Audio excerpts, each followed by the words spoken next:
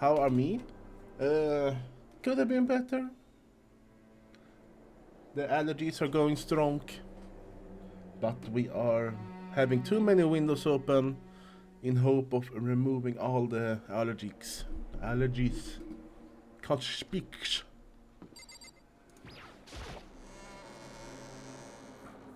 So if I ever mute mic the microphone or something, it's because I need to do a sneeze or whatever. I need to do a sneeze or... Yeah, it sounds okay. Okay. I have moved away the microphone a bit also, so might be a bit lower than usual. But let's do this. Everyone had heard Monokuma's proclamation and they were gathered by the red door. And as soon as we were all there... Monokuma appears! There's two of them. Hello, hello, hello. He multiplied. Wrong.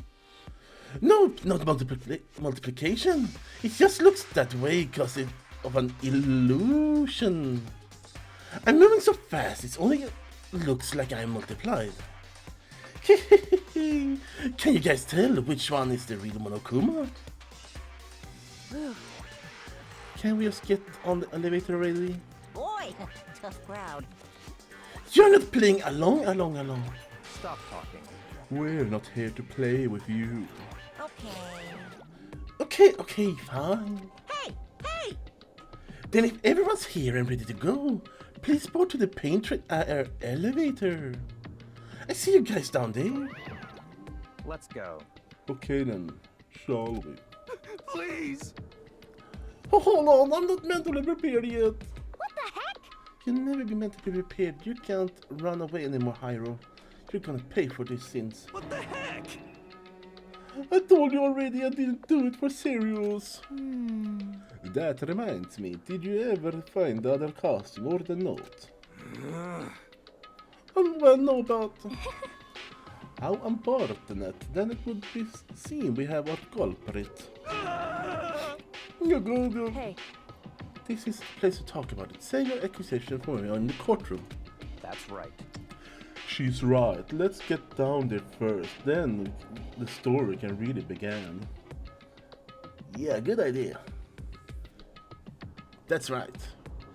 I have to do it. I can't let whoever killed Hifumi and Taki get away with it. For everyone who's still alive, and for the two that lost their lives.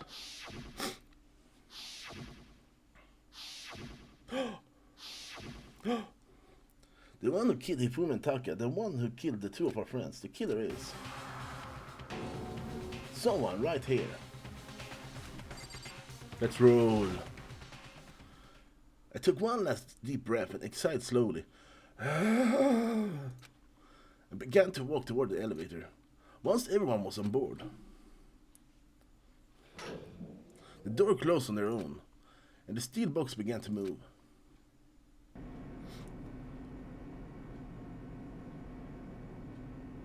They really are cut in. Do you see that? The white pixels around them?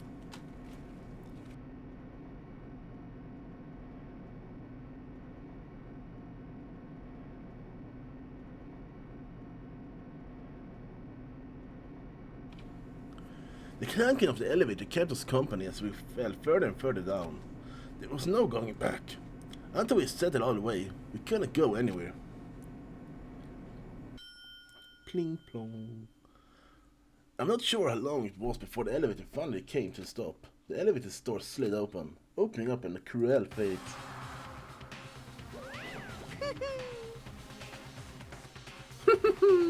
When I see all of you gathered together like this, I realize there's a few of you there left. Your school life is slowly reaching its climax. Just the worst. Only because of you.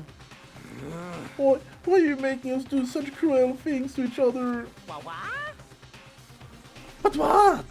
Do you really hate me so much? But I'm so cute. Come on.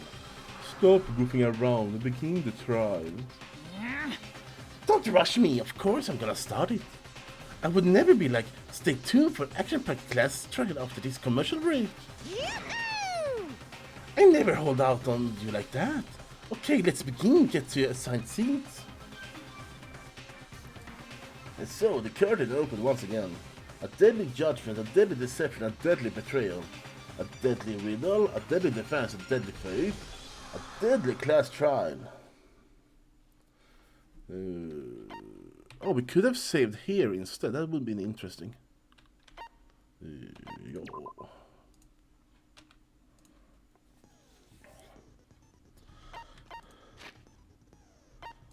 Okay, what do we have? Kumapile, Torp, Repository, the glasses, hammer, door, steins, cleaning clothes, Celeste. What did she say? Apparently they were gone for about 2 hours. Global prostates, home. Okay.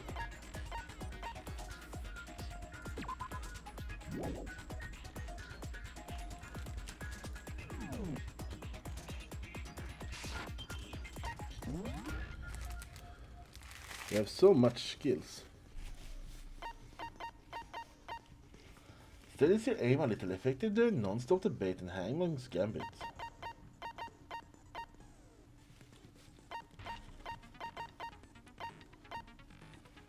Increases damage to opponent when a statement is destroyed. Effective damage during. Increased bullet capacity. Effective during the bullet battle. Allows you to reload 2 bullets at once. Effective during the bullet time battle. Okay. And that gets cool and composed also.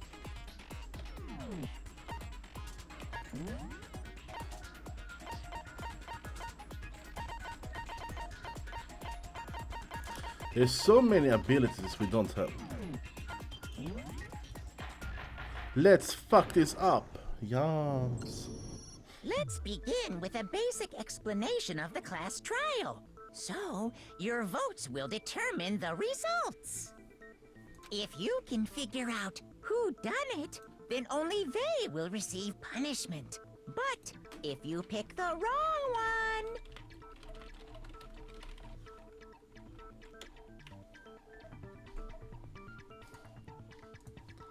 then I'll punish everyone besides the blackened, and the one that deceived everyone else will graduate. Now then, to begin with... We already know who did it! Was that? It was Hiro. He does not have an alibi for when the murders took place, and we found him in that suit. Don't try and deny it! You killed them! I didn't! Someone knocked me out! I was asleep the whole time! I don't know anything about it! Shut your murdering mouth, murderer! Who are you calling a murderer? I am sorry to say, Hiro, but we do have evidence. Blueprints for the suit. Parts we assume were used to build it. And all of it was found in your room. You have to admit, the evidence is quite compelling.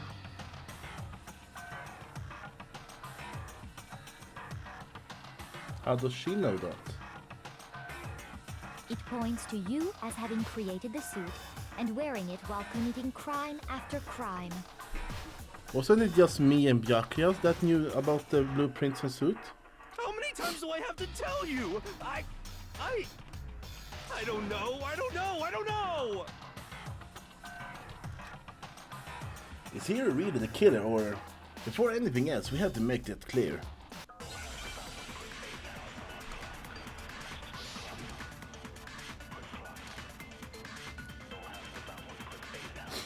Huh? Everything we found in your room. The blueprints, the suit parts, they are all proof enough that you are the culprit. Wait, what was the controls? You concentrate and slow down time. Control is for... Okay. I don't know anything about that stuff! It's not true, it's a conspiracy! Hiro, why? Why did you kill them? No! Just hold on a second! Huh? I mean, look at the blueprint. The handwriting is off mess. If I remember right, have you read? Oh. Everything we found in your room. Well, fuck it. Shoot! Whoops. Everything we found in your room. The blueprints, the suit parts, they are... No, that's wrong. That's what I was supposed to hit. Are we sure Hero really made those blueprints? What do you mean? Well, take a look at this. It's the note that Hero wrote, asking everyone to meet up after Alter Ego disappeared. The handwriting's obviously different, wouldn't you say? When you compare it to the blueprints. There's no way you could think the same person made both of them. Unless that person made it a point to disguise their handwriting. No, the differences are bigger than that, I think. Come on! I'm not smart enough to think of trying to change my handwriting anyway. So Makoto, are you saying you don't think Hiro's the culprit? And he's not the only one. I think Hiro's innocent as well. Me too. What? Then who was in that Robo-Justice suit? Is it like Hiro said? Was there really someone running around in a second suit? The suspicious individual hidden within the suit. Go ahead, Makoto. Tell them who it was. Fuck you.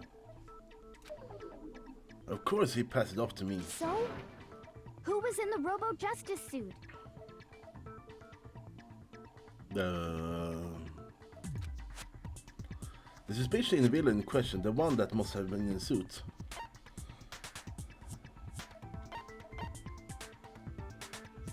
Illuminati. Ina? Why me? The costume was super big on me. No way I could walk around that thing. You saw me try for a second. Damn it. It can't be Illuminati.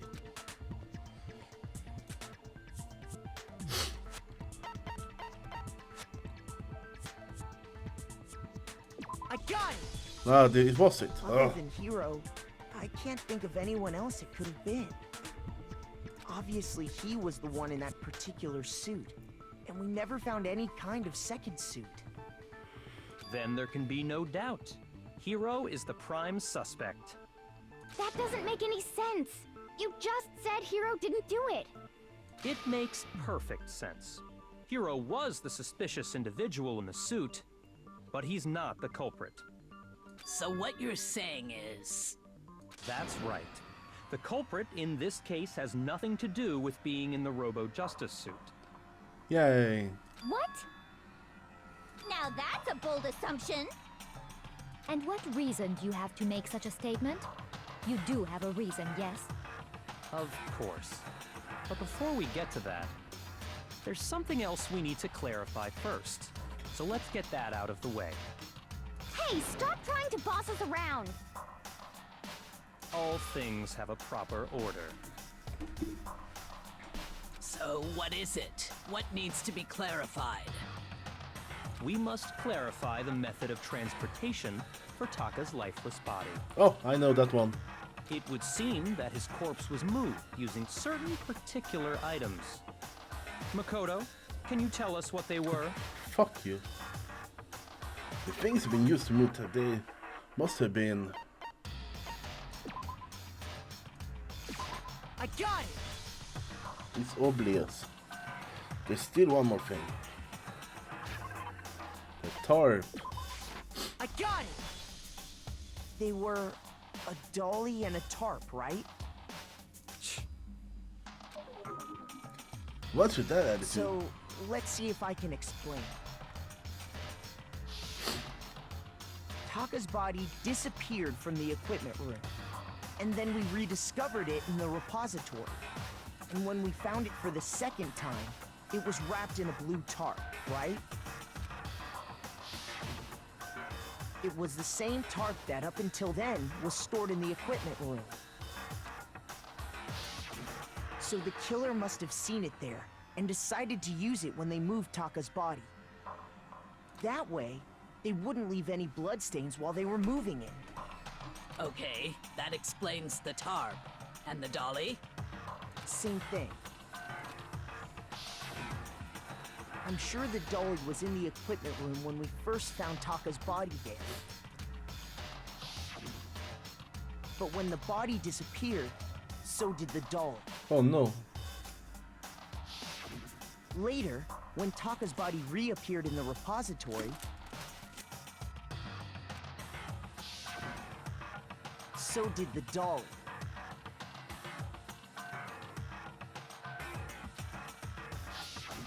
In other words, you think they used the dolly to move the body. Am I right? But are you sure you are not mistaken? What? Huh? Are you absolutely positive the dolly was in the equipment room when we found Taka's body? That dolly was made specifically for moving large objects between the repository and the art room. It would be very strange indeed to discover it had made its way to the equipment room. Is it not possible that it was in the repository all along, and you simply didn't realize it? She's raised an objection. How do you respond? There is no shame in being wrong. Nobody expects Everyone's much from against you. us. We have all accepted the fact that you rarely understand what is going on around you. Whoa, I never had anyone sound so nice at being so mean, but maybe I can change their mind. If I can just explain to them why the dolly must have been moved from the equipment room to the repository. A new element has been added, the bullet time. Would you like to hear more? Yes. Let's talk about reloading. Starting with the next bullet time battle, we're gonna add one more ingredient to the recipe. On the bottom of the screen underneath the tempo marker, you will see ammo count. Up until now, there hasn't really been a limit on how to destroy your opponent's statement. Hello, Cox. How are you? Welcome. Hi.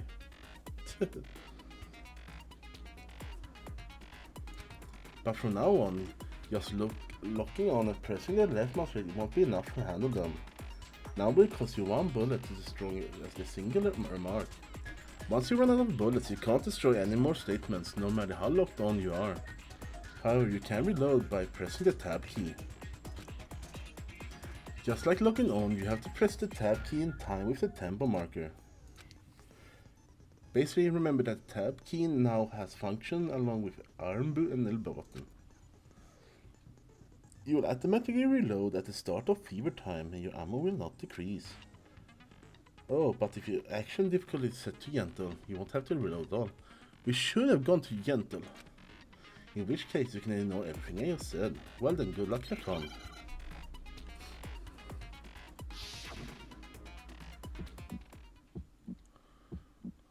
You have it wrong! I cannot agree! You are a fool! So pathetic! Lies will get you nowhere! Do your worst! Away with you! You miserable wretch! I cannot agree! You are a fool! Lies will get you nowhere! Do your worst, you miserable wretch! You have it wrong! I cannot agree! You are a fool! So pathetic! Lies will get you nowhere! Do your worst! Away with you! You miserable wretch! I cannot agree! I cannot agree! This should prove it. Oh!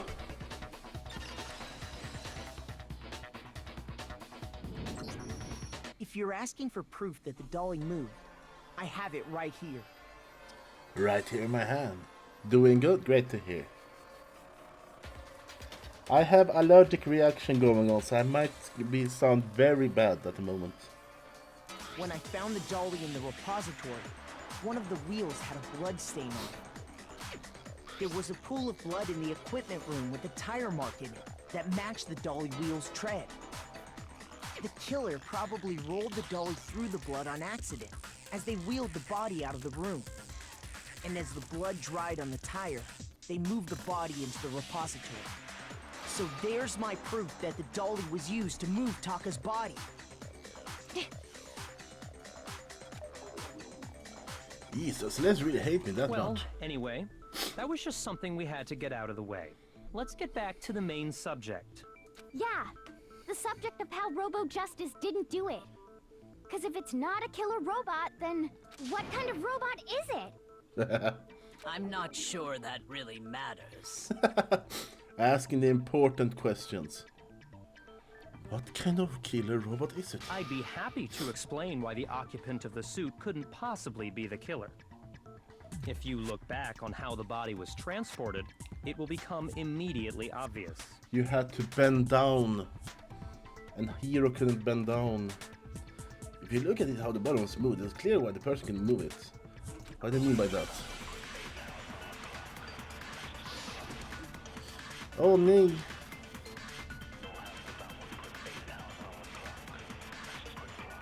As we know, Taka was killed in the equipment room. And from there, the body was moved to the repository, correct? Yeah, the culprit wrapped the body in the tarp, then loaded it onto the dolly and wheeled it off, right? Now, keep in mind that the dolly doesn't have a handle. Fuck. Oh. Shoot! I'm going to lose.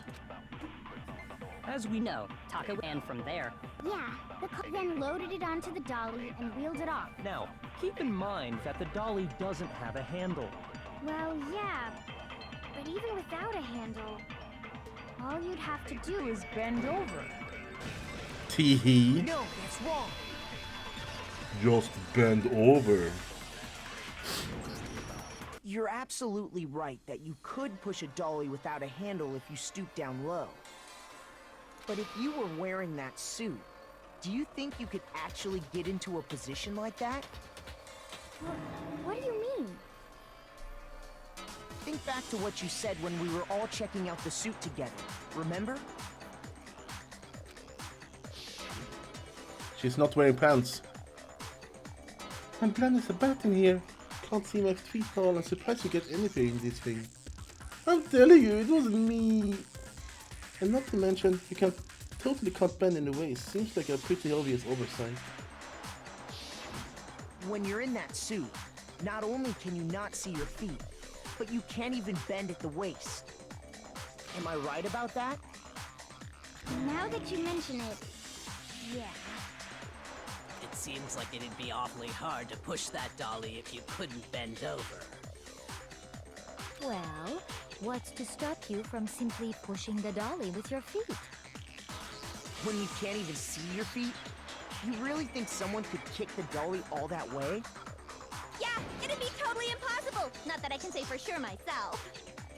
On top of that, if you were wearing such a rigid, cumbersome suit, it's very unlikely you would have the dexterity to go about wrapping the body in a tarp. Well, I mean, isn't that just a matter of taking off the suit when you're ready to move the body? There's absolutely no chance that the costume was taken off there because you can't take it off by yourself. I got it! I don't think taking off the suit was an option. If you remember,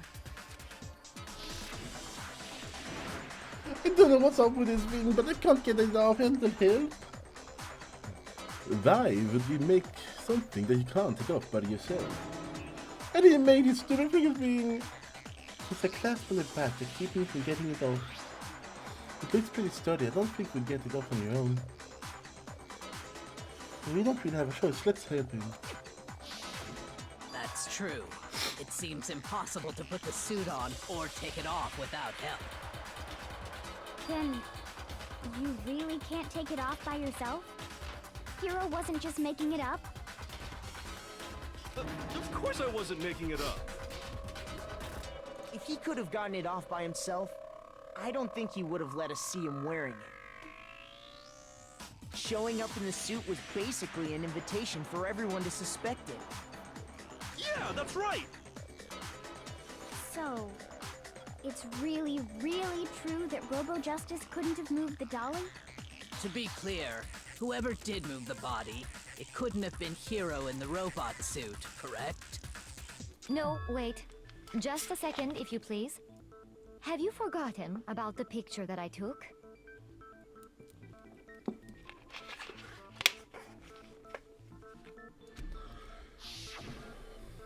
You all got a good look at it, did you not? The image of Hifumi being dragged away by Robo Justice? I think it's Celeste that is the bad guy this time. If whoever was in that suit is not the culprit, how do you explain that? He didn't really... You never saw him dragging away.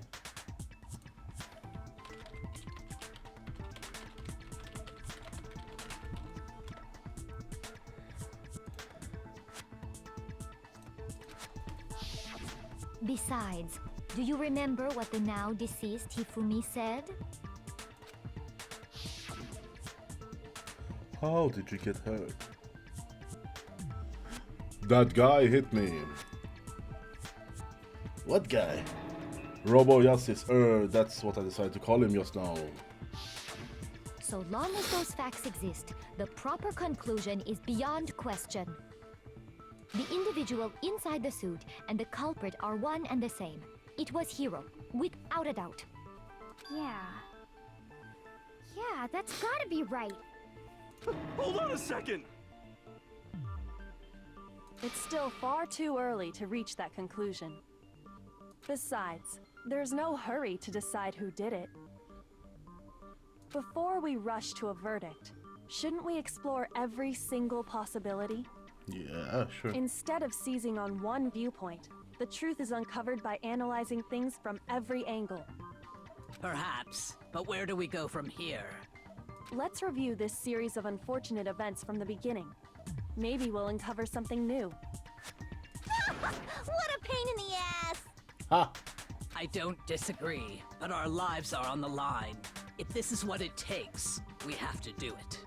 Plus, maybe we'll get to find out where the heck Kyoko was when everything went down. All right then, let's take another look back at what happened. I suppose we could start with this morning. 4 of us gathered together in the dining hall. Makoto, Hina, Kyoko, and myself. We waited there for quite a while, but nobody else showed up, so we went to look for everyone. That was around 8 a.m. And as soon as we split up, Kyoko went missing. Soon after that, Hina found Celeste in the rec room and quickly came to get Makoto and me. It seems I was unconscious for about an hour after I was attacked by my mystery assailant. I know it was an hour because I remember being attacked a little after 7. That was when we saw Celeste's picture and discovered that her assailant had been wearing a strange costume. As it turns out, it was Robo Justice.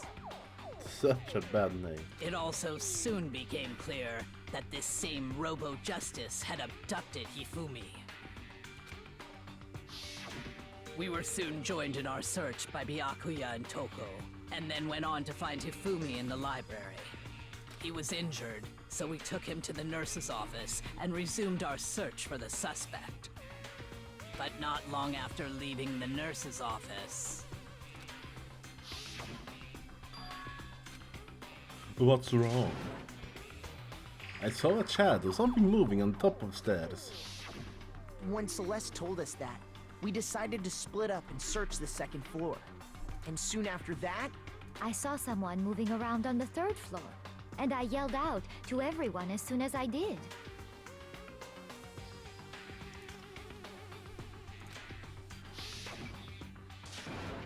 Celeste, what's wrong? That was rather intense screaming for someone like you. I saw him, the strange costume man. He ran up as soon as I screamed. I was blocking the stairs, so he headed further down hallway and disappeared. and then... Yeah. Huh? What was that? That came from downstairs. It must have been... Hifumi, he's in the nurse office. This is bad. Come on, Hat, go. At At that point, we decided to divide up into two groups.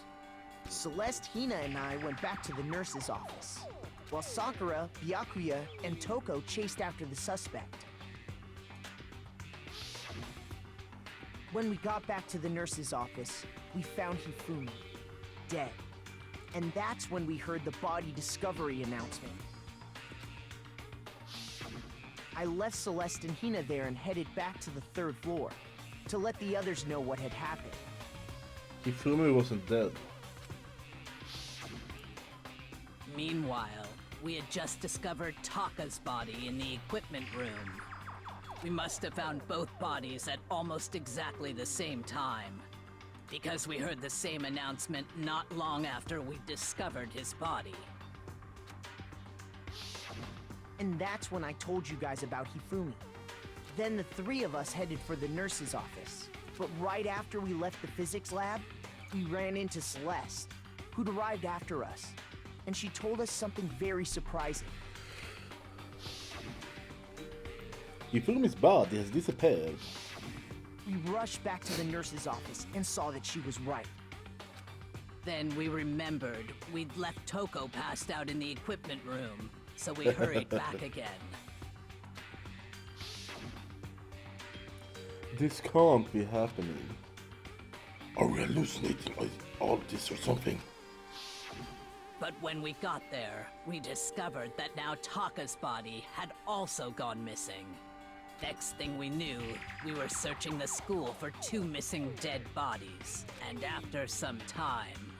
Celeste informed us that she'd found the bodies, and we all headed to the repository, which is where we rediscovered the corpses. I think that about covers it. I see. The whole thing sounds exceptionally complicated. It certainly seems to me that these are not a simple series of connected events. Okay, well, if that's true, then what? Rather than a single series of events, I think we have to consider each murder a separate situation. And from there, we can uncover the contradictions surrounding all of them. Now then, let's get started, beginning with what happened to Taka. The contradiction hidden in what happened to Taka. In order to uncover the truth in this case, you have to find them no matter what.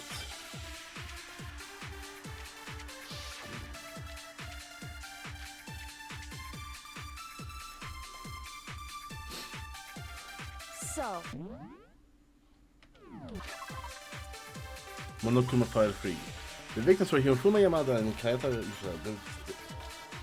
The cause of death for each was a blow to the head. It's thought they were both killed with similar weapon. Okay. I wonder if he died before Hifumi, or perhaps it was after? We already know what order they were killed in. Taka came last. What makes you say that? Because of the numbering of the Justice Hammers. It's true that Hifumi was killed with Justice Hammer 3, while Taka's death came from a swing of Justice Hammer 4. See? So it's obvious Taka came after. Yes, hammers were numbered, but were they really used in that order? So... Wait, how do we take...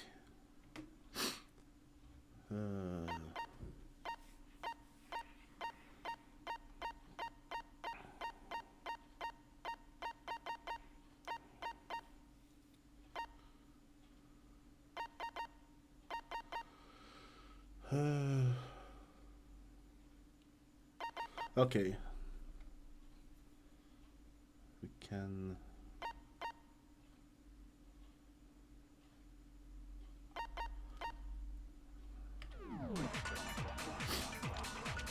I wonder if he died before Hifumi, or perhaps it was after? We already know what Whoops. order they were killed in. Taka came last. What makes you say that? Because of the numbering of the Justice Hammers. It's true that Hifumi was killed with Justice Hammer 3, while Taka's death came from a swing. Wait, isn't that how I take one? Weak spots, firing truth, loading truth. If you target a weak spot and then hold down the left. Oh, the left. See? So it's obvious Taka came after. So, regarding Taka's death, I wonder if he died before Hifumi, or perhaps it was after? We already know what order they were killed in. Taka came last. What makes you say that? Because of the numbering of the Justice Hammers. No, that's wrong. Haha. Hold on. There's no reason to assume that the hammers were used in the same order as their numbers. If anything, that's just another way the killer tried to disguise their actions. So you're saying the culprit wanted us to think the hammers were used in order, but in reality, Taka was killed before Hifumi? Okay then, let's see the proof. Shit. Evidence that proves Taka was killed before Hifumi. There's something that relates to time. He must have died. Oh, the Hangman's Gambit? Oh, what's this? Wristwatch.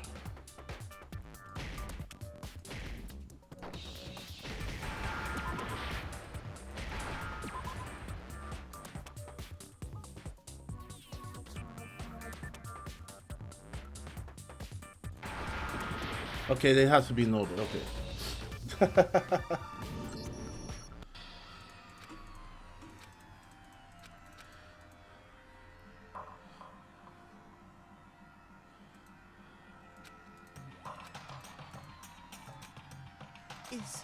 Is this...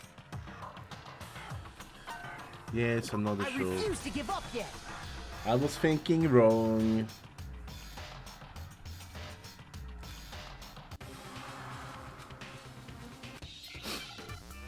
So how does it work?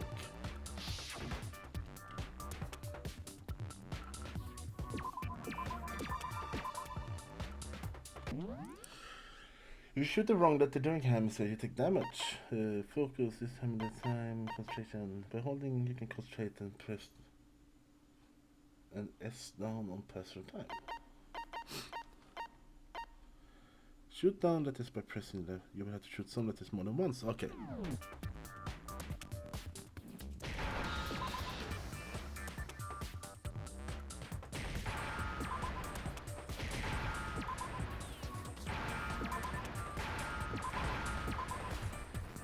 Haha! Now I understand. We're learning the game again. I've got it. Taka's wristwatch. See? Look. It broke with the hands pointing just past 6 o'clock. It must have gotten broken when he was attacked by the killer. Because as of last night... Hey you! How long are we gonna keep us waiting? Taka's irritated voice piercing the ears, stared pointedly at his wristwatch.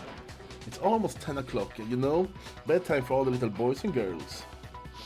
So if it wasn't broken after 6 last night, then he must have been attacked around 6 this morning.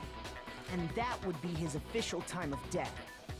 But if that's true, then he was killed well before Hifumi. And before Celeste was attacked this morning, which happened around 7. That's right. Taka was killed before any of the other incidents took place. That simple fact slipped past all of us. We made the wrong assumption about the order of events, all because of those justice hammers. That's exactly why the culprit wrote the numbers on each hammer and had them increase in size. That way, when we saw how they were used in each incident, we'd easily make that wrong assumption. Now, if Taka was killed around 6, then everyone's alibis for his murder go out the window. Because when he was killed, we hadn't met up in the dining hall yet. That may be true in the case of Taka's murder. But all of our alibis still hold true for Hifumi's death. That's right.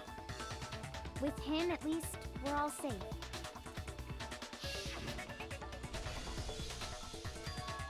Ah, what was that?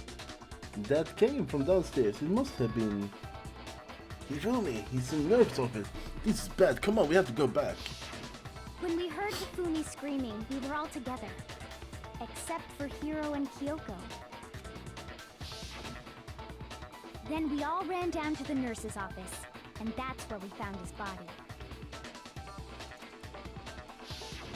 That's totally true. We're all in the clear. Oh, I know! They must have recorded him screaming on a tape or something, then played it later on! If that's true, where's the tape? I don't know. Don't just go making stuff up.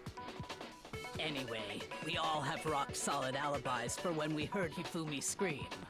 Since all of us were there together, clearly none of us could have killed him. And it does not stop there. There was also the moment when we discovered his body had disappeared.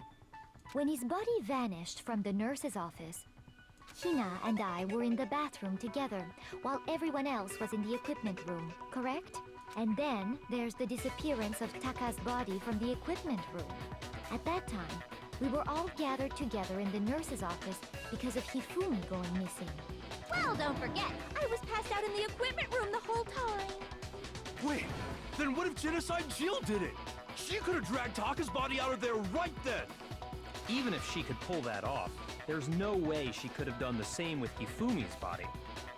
Because, as we just established, she was passed out in the equipment room when his body disappeared. Besides, I didn't do either of them anyway. In other words, it is impossible that any of us could have killed Hifumi or moved either of their bodies. On the other hand, Hiro and Kyoko had disappeared, so they most certainly could have done those things. So what now, Kyoko? For now, we can't get fixated on who did it, or we'll just keep going around in circles. So instead of who, I propose we start talking about how. In particular, I think we need to figure out how Hifumi's body got moved. He moved himself, I bet. That's true. We searched everywhere, but we couldn't figure out how to explain his body disappearing. And according to what Celeste said, We could not tag on for more than a minute or two, though. So then the killer were able to get in and move Hifumi's body short amount of time. It would seem so. his body apparently disappeared in the 1 minute her and Hina took their eyes off of it. But to carry that much weight from the first floor up to the third in that short amount of time? Oh man, yeah! There's no way! It'd be impossible! Well, what if I told you there was a way to make the impossible possible? Here's magic, Uga. What? What? How? And then he has opened a teleporter. But what? If the dead body were to move itself. Called it. Huh? The dead body moved on its own? No! Not another ghost! I don't think it has anything to do with the occult. I think what she's implying is, we thought Hifumi was dead, but perhaps in reality he was still alive. He was alive? Are you saying Hifumi wasn't carried out of the nurse's office, but simply walked out on his own? But I mean, we found his body. He was dead. Perhaps he was simply playing dead. That it isn't possible. The idea that Hifumi was still alive is really possible. Because he whipped out his tissue thingy.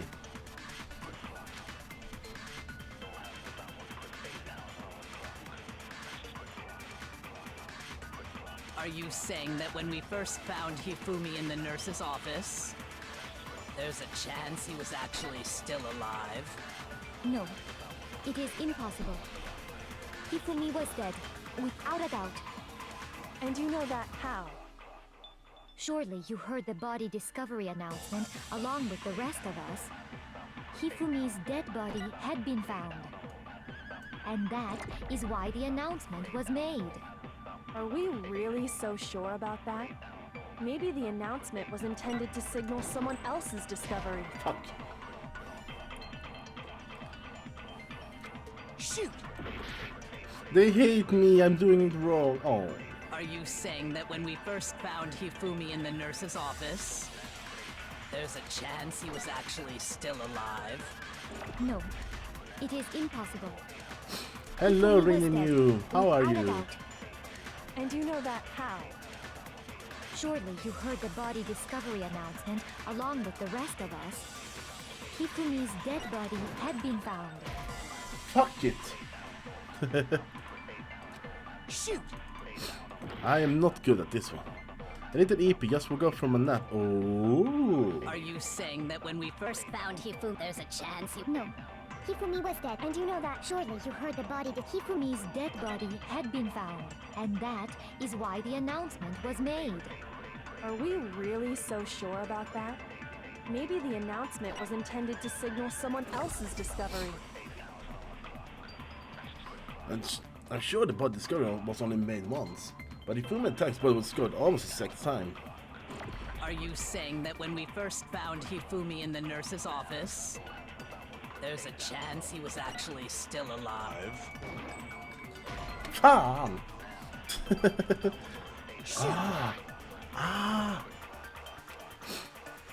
Are you saying that When we first found, there's a chance he... No. Hifumi was dead, and you know that. Surely you heard the body... Hifumi's dead, And that is why the announcement was... Are we really so sure about that? Maybe the announcement was intended to signal someone else's discovery. Are you saying that when we first found... there's a chance he was actually still alive? No, it is Hifumi was dead, without a doubt. And you know that how? Surely you heard the body discovery announcement along with the rest of us. Hifumi's dead body had been found. Finally! No, that's The wrong. last way. Was it a good nap? Was the body discovery announcement that was made really intended for Hifumi? Of course it was. The announcement played right after we discovered his body. Not really? Oh. Maybe. But that was also the same time that Taka's body was found. That's right. It wasn't long after finding his body that we heard the announcement. So there's a good chance we've made a mistake in there somewhere. I think we've confused whether the announcement was for Hifumi or Taka. First of all, if 2 bodies had been found, there really should have been 2 announcements.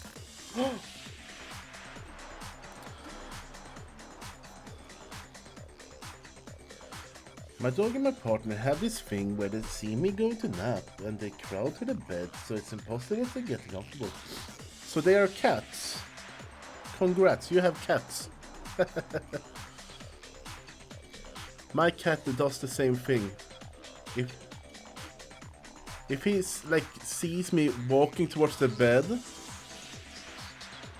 he was like, "All right, now it's time to shove my butt up your face and purr and sleep." Take them. I don't want cats. Oh no. Maybe Monokuma simply got lazy and rolled them together into one.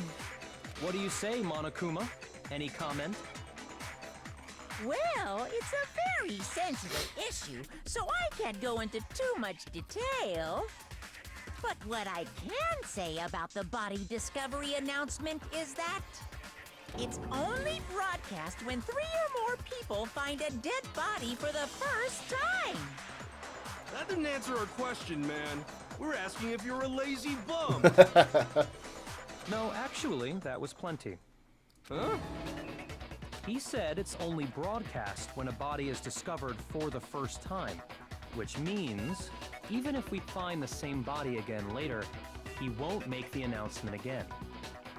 If that's true, then why was the announcement made again later on? Huh? Later on? Exactly. We heard the body discovery announcement twice. The second body discovery announcement. The first time it played was when we found each body at the nurse office in the equipment room. And the second time was when both bodies. I got it! We heard it a second time in the repository, when we rediscovered the 2 bodies.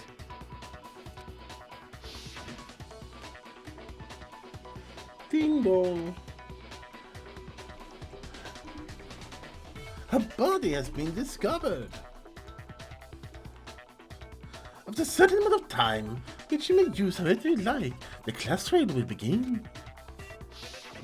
It didn't seem weird at the time, but it contradicts what Monokuma just told us, doesn't it? Exactly. If we were actually rediscovering both bodies, the announcement shouldn't have played. And in reality, when the two dead bodies were rediscovered, one of them was actually being discovered for the first time. No, no, no, no. So, when we found Hifumi the first time in the nurse's office, he wasn't actually dead yet. Meaning, he wasn't actually found dead until we came upon him in the repository. And that's just part of it. There's one other thing that leads me to believe he was still alive in the nurse's office. Oh, I know! Because he was super good at playing dead! Bada bing, bada boom! She got it. That is the worst logic I have ever heard. Oh. But honestly, I do not think there's anything that can prove he was still alive. Okay then, let's take another look at the events surrounding the discovery of his body. Then it should become clear whether he was really alive or not. This whole thing is pointless. There has to be proof that shows Hifumi was still alive. I had to find and show it to everyone. His glasses. Damn it. Aha! Well, here's one thing we do know. The first time we found Hifumi's body was in the nurse's office. And then, While me and Celeste were in the bathroom, his body disappeared. And the next time we saw his body, it was in the repository. But when you compare his body before being moved and his body after being moved, other than the change in how it was positioned... What? Shoot! I thought that was the correct one there. Blah blah.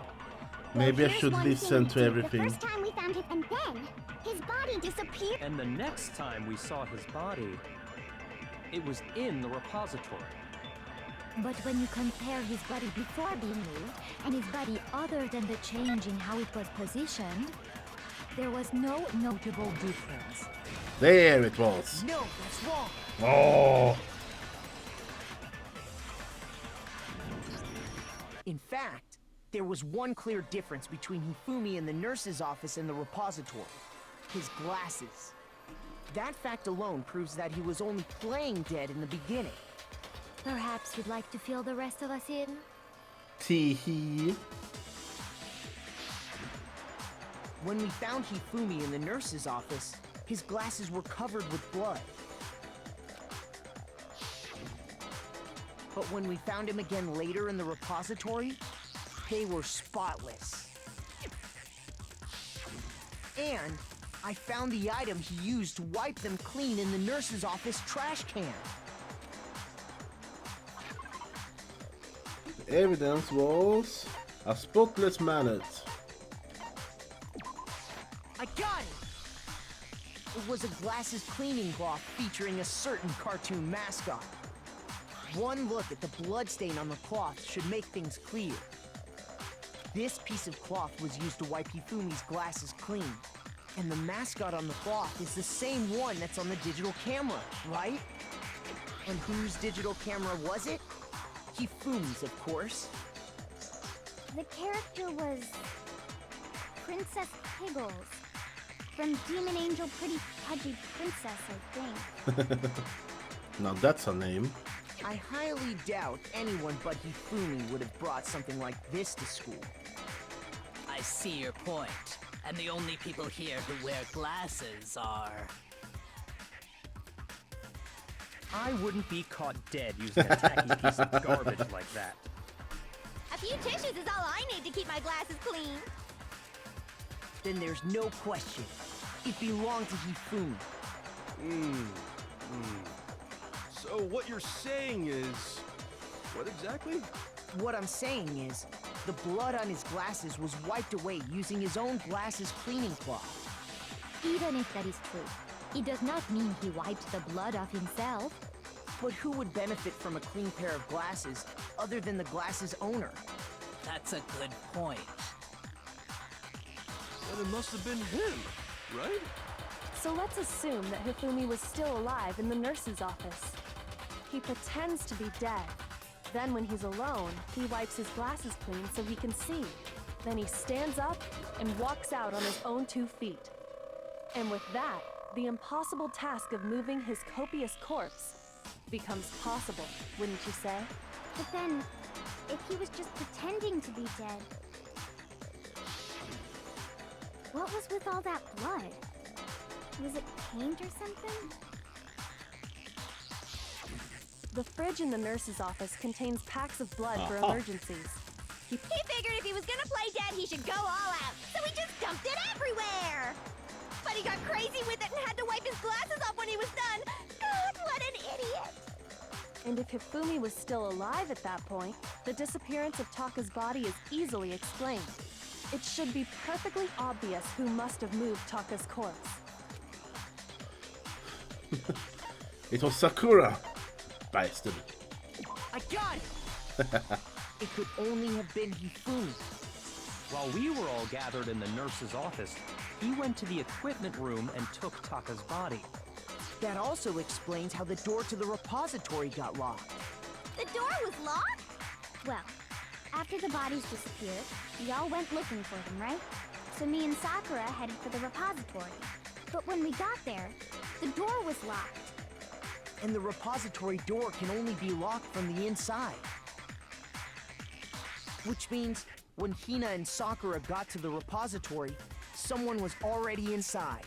And it could only have been Hifumi, who just finished stashing Taka's body there.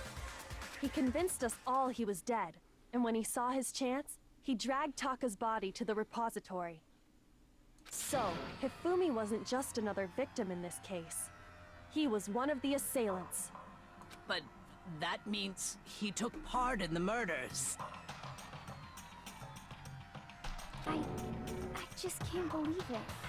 If you're having trouble, would you like me to show you one more piece of evidence? There's more? Yeah. Oh, absolutely. The single biggest fact pointing to his involvement has yet to be revealed. You know what I'm talking about, right, Makoto? The item he took out of Taka's lifeless body? They will note.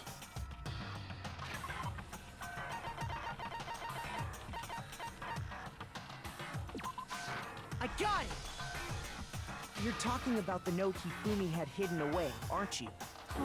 Hidden note? That's right. We found it stuffed in his pants. What? In his pants? Yes, his pants. Okay, well, forget about the pants for now. Take a look at what the note says. I wonder in the Japanese if it said underwear. That would explain why everyone is acting out. I found a hole. Maybe we can use to escape. Monokuma can't find us, so don't tell anyone else for now. Let's meet at the equipment room at 6 a.m. Ah, that's the note I was telling you about. The one that told me where to go. Huh? Wait, this one's a little different. In my note it said, Monokuma can't find out, so don't tell anyone else for now. Let's meet in the rec room at 1 a.m. I see. Then this note isn't the same one Hiro got. It's not the same? Idiot. In other words, the killer got in touch with another person besides Hiro. And that person could only have been...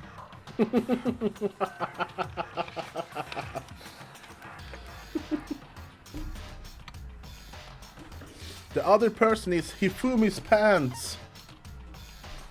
I got it! I was drinking, That's damn it. right! Taka! The killer used this note to draw out Taka and murder him. Hello? Over here! Objection! Objection! I don't really understand what's going on, but Hifumi had that letter, right? So whoever wrote it wasn't drawing out TikTok, they were drawing out Huffy! Just to be clear, Tick-Tock is Taka and Huffy is Hifumi, right? So is it scripted who dies at what point, or is there something we can do that? I think it's scripted. So it's like first time you play it, you don't know what will happen. Second time you're like, oh, I know it's this guy, I know this guy, this guy, and this guy. Ugh! Yes! Why must you ruin it every time? Man, you know, like Jack is seriously scared, but still, I can't let her get to me. We have the torn piece.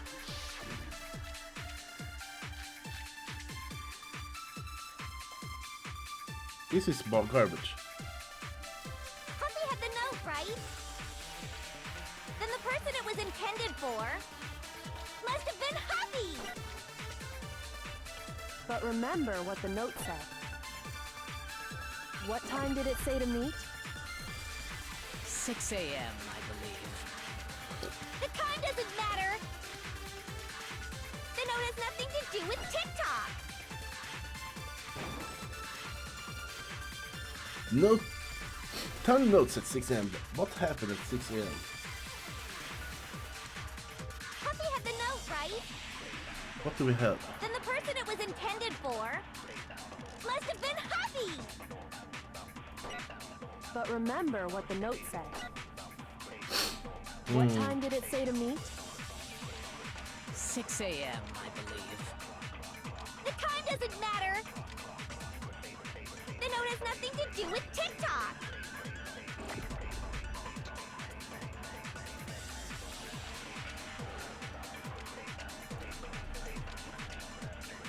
But it has to do with Huffy TikTok. had the note, right? Then the person it was intended for must have been Huffy! Fuck. Shoot! They hate me. I'm doing wrong all the time. Huffy had the note, right? Then the person it was must have been Huffy! But remember what the note said. What time did it say to meet? 6 a.m. The time doesn't matter! The note has nothing to do with Tick-Tock!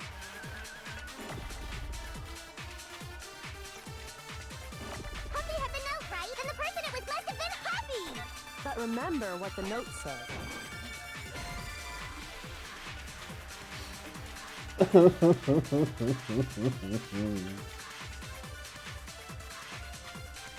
Shoot! Huffy had the note, right? Then the person it was intended must have been Huffy! Damn it. I want this. Okay. But remember what the note said. What time did it say to meet? 6 a.m., I believe. The time doesn't matter! The note has nothing to do with Tick-Tock! Oh. Shoot! Which combos haven't I tried?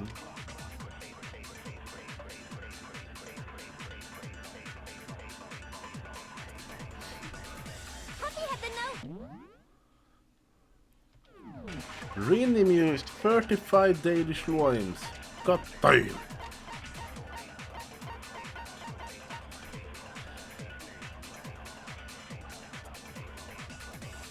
Thank you for collecting them. Then the person it was intended for must have been Huffy! But remember what the note said. What time did it say to meet? 6 a.m., I I believe. did wrong. The time doesn't matter! The note has nothing to do with Tick-Tock! No, that's wrong! I'm keeping them in cozy yards. Oh no! No! There absolutely is a connection!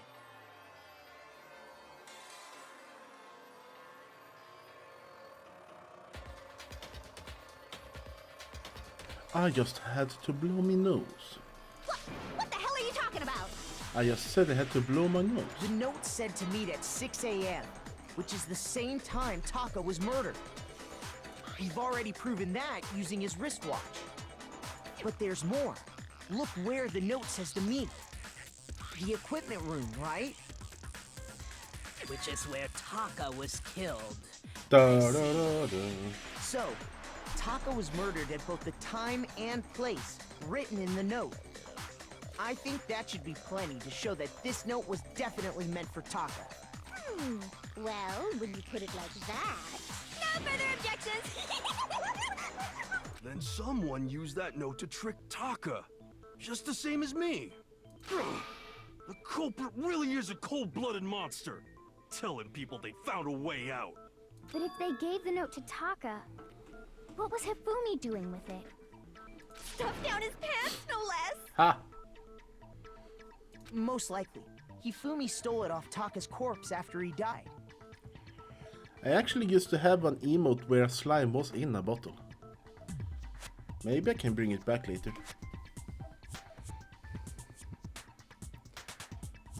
Huh? He stole it? Where's your proof? Go ahead, show us. The proof. Here. Was it at least a happy bottle? He looked rather smushed in. I got it! When I searched Taka's body, I saw that his lifeless hand was gripping a small scrap of paper. If I'm right about this, the sheet of paper this piece came from is... I knew it! It fits perfectly with the note we found hidden on Hifumi. Then Taka's scrap and Hifumi's note. Yup, they're from the same piece of paper. Hifumi had the note meant for Taka, while Taka's corpse still grasped a small piece of that note. There's only one way to explain it. Taka died clutching the note. Hifumi tried to free the note from its death grip, leaving behind only one small scrap. Did I get all that right? That means Hifumi knew the note was important. Exactly, which proves that he was an accomplice in the murder. Whoa. Yeah. After seeing all this, Hifumi was super involved in this whole thing for sure. In fact, he was behind the whole thing. In fact, he's still alive!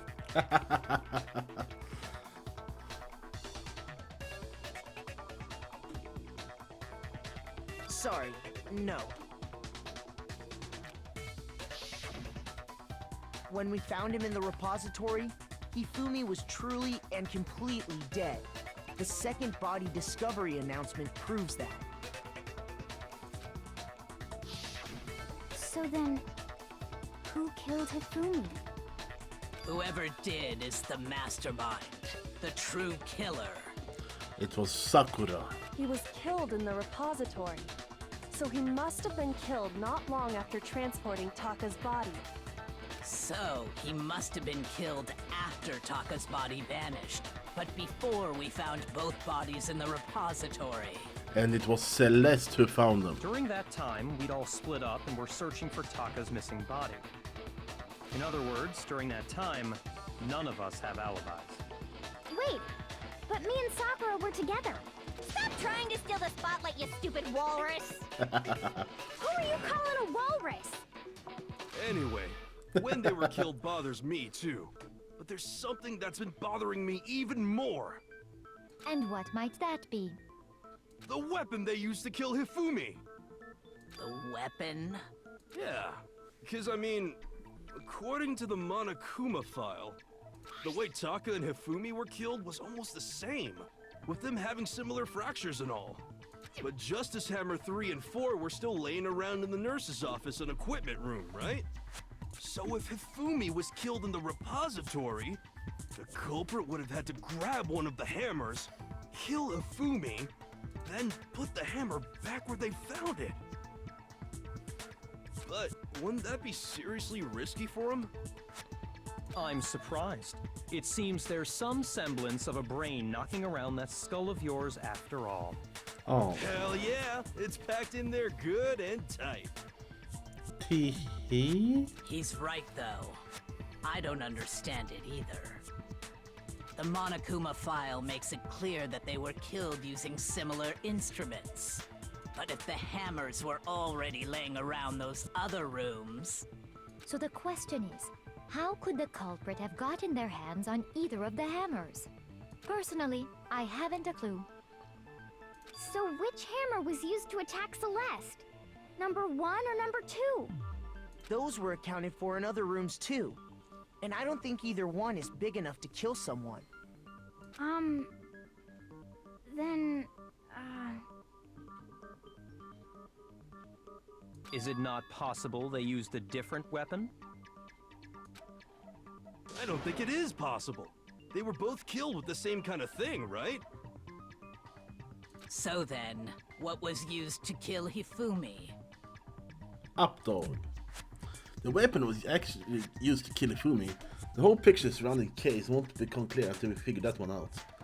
Someone have to find the truth. It was the forehammer. Spotless hammer. What was used to kill Hifumi? Was it Justice Hammer 3? Maybe Justice Hammer 4? Well, whatever it was, there's one thing we have to figure out.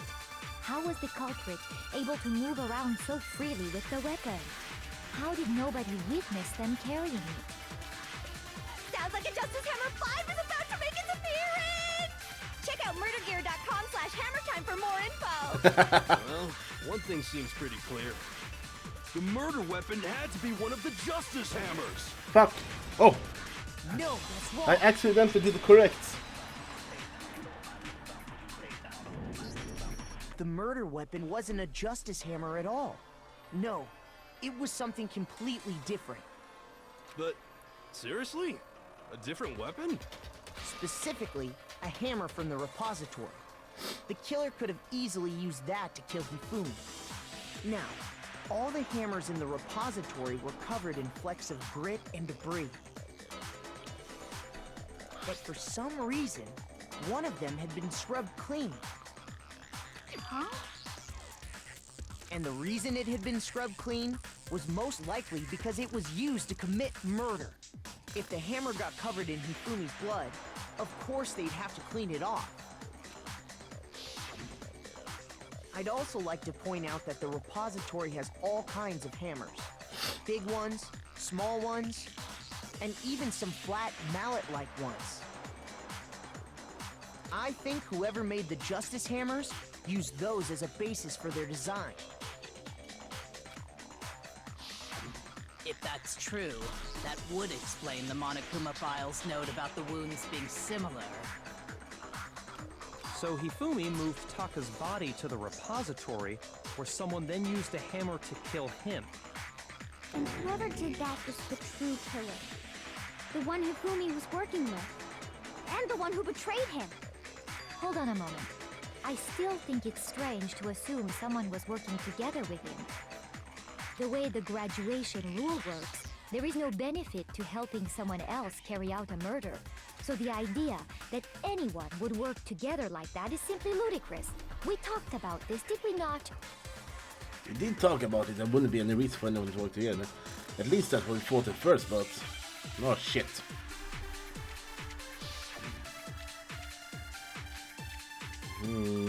Okay, I have to steal something.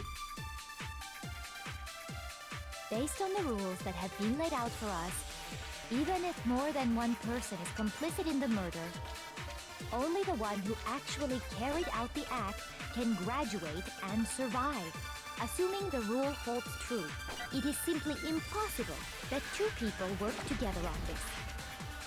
That is how the rule was explained to us. But that only really applies if there's one murder, right? In this case, however, there were two murders. Can we really say there's no chance two people work together on this? Based on the rules that have been laid out for us, even if more than one person is only the one who actually carried out, assuming the rule holds true, it is simply impossible that two people work. That is how the rule was explained to us. But that only really applies if, in this case, however, there were two murders. Oh, okay, let's see. Based on the rules that have been laid out, even if more than one person is only the one who actually carried out the act can graduate and survive, assuming the rule holds true. Yes! No, that's wrong. You did correctly. Since there were 2 murders, it's at least plausible that more than one person was involved. You tell him. What do you mean? If there'd only been one murder, then yes, the idea of an accomplice isn't really worth considering. Naturally, if only one person can be saved per murder, an accomplice has no risk versus reward benefit. Risk versus reward benefit? The payoff for working together. The reward that balances out the risk of taking part in the scheme. There's no point in being someone's accomplice if there's no benefit to you. However, if there were some potential mutual reward for the risk, then cooperation becomes possible. You're saying that 2 people could act as each other's accomplices to commit 2 separate murders. I think that's what the true killer told Hifumi. They would each have an accomplice for their crime. And based on the case's events, Hifumi would have been the first one to act, murdering Taka. Oh no. They made him carry out the first murder so he couldn't back out of helping them later on. So in this case, there wasn't one single person committing multiple murders. Instead, each person killed someone, creating 2 separate incidents. And it only looked like one person because that's how the true killer designed it to look. A single suspicious individual, a similar weapon used in each crime, disappearing bodies.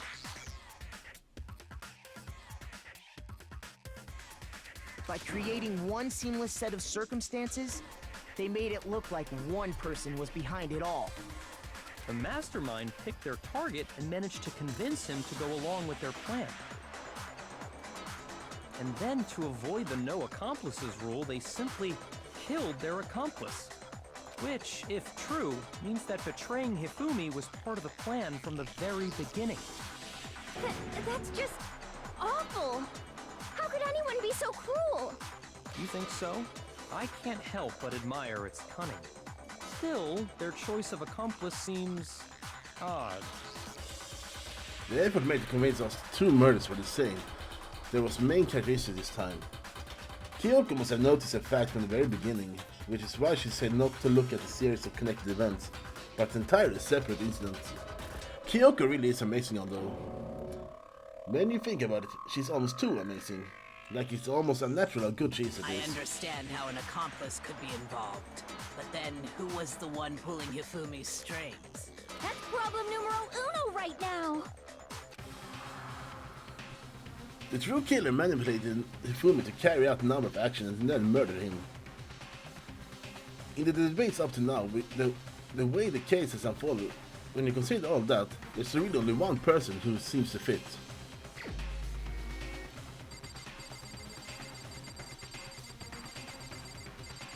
You. Here's my answer. It was Celeste.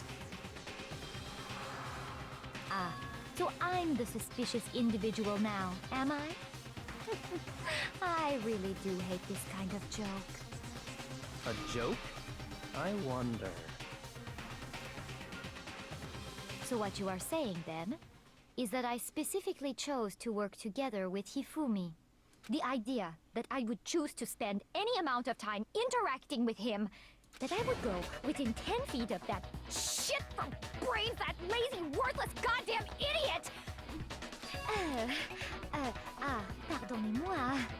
Just to be clear, there is evidence to support it. Oh. Is that so? It is. Throughout the investigation, there was certain behavior that was common only to the 2 of you.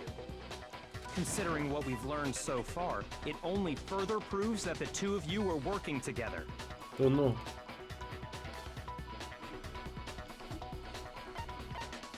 Encountering suspicious... The screaming, I think. Shoot! No.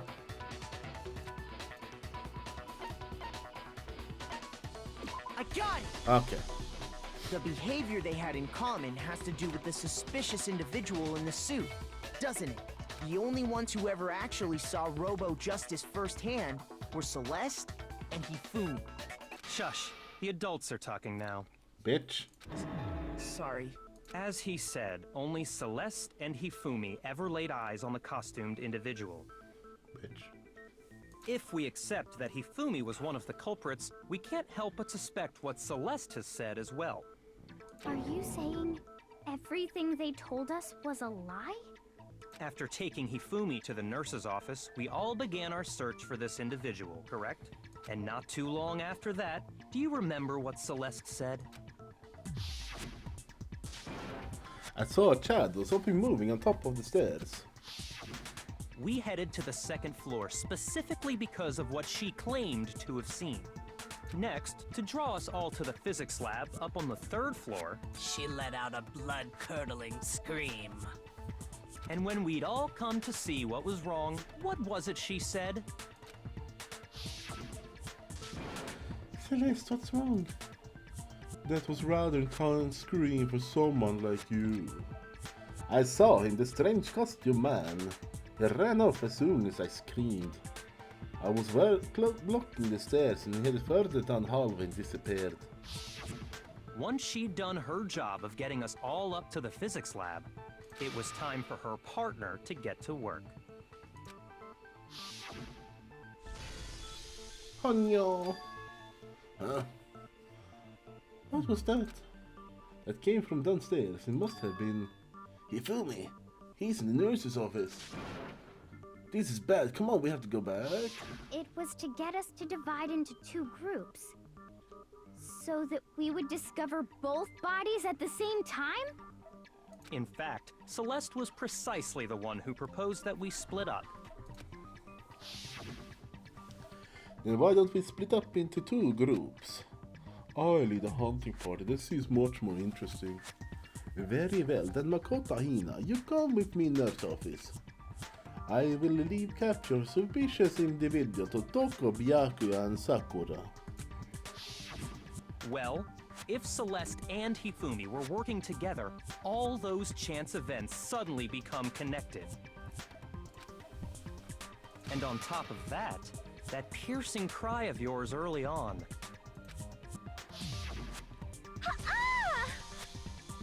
Ha ha!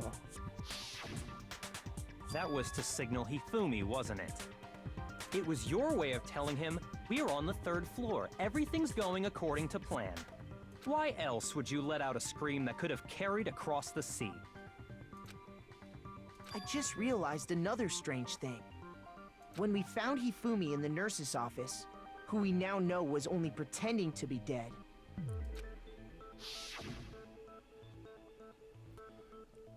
I certainly was not expecting this. I did not imagine that Hifumi would be murdered. Celeste, you were the first one to say he'd been murdered. You wanted to make sure we wouldn't have any doubt in our minds. Bitch. I don't believe it. Everything, the whole thing was one big act. Hina, you were with Celeste when Hifumi's body disappeared, right? Yeah. I was feeling kind of sick, so Celeste took me to the bathroom. Wait! Then that was... She wasn't worried about you. She just saw a chance to help Hifumi sneak out of the nurse's office. Each piece isn't much by itself, but start putting them together and the picture gets very ugly indeed. Wouldn't you agree, Celeste? I have no idea what you mean. Don't bother trying to deny it. You made one fatal mistake. Oh, did I? I didn't even catch it myself when you first said it, but looking back, I can say that that one little slip-up was your undoing. Oh, fuck. What are you talking about? I'm talking about what you said after Hifumi's body disappeared and we returned to the nurse's office.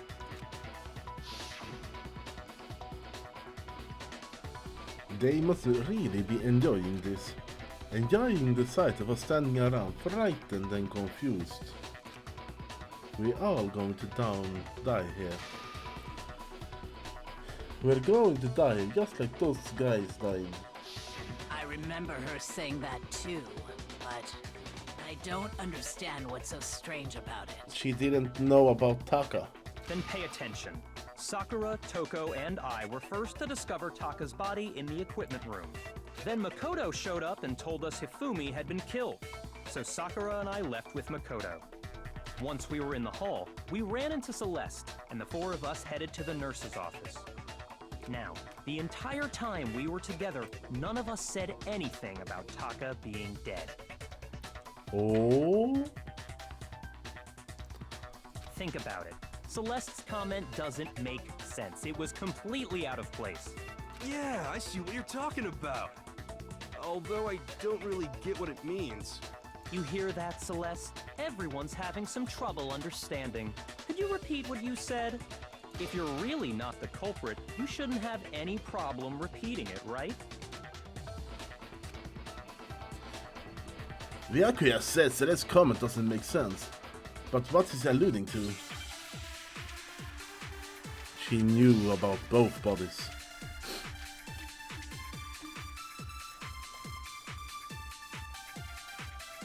All I said was, they must really be enjoying this. Enjoying the sight of us standing around, frightened and confused. They must be positively elated. We are all going to die here. We are going to die, just like those guys died. And that is all I said. And that's all it takes to finish this. It's obvious, isn't it? What was so strange about Celeste's comment? What?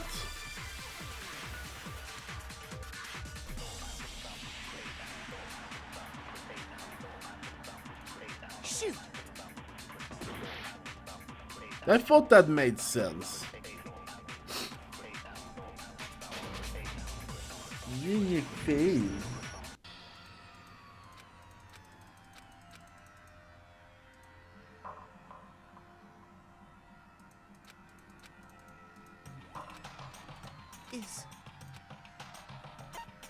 I refuse to give up yet. So we have to copy Strange. Okay. Oh. All I said, they must really enjoying the sight of us standing around. They must be. We are going to die. And that is all. And that's all it takes to finish this. It's what was so strange about Celeste's comment?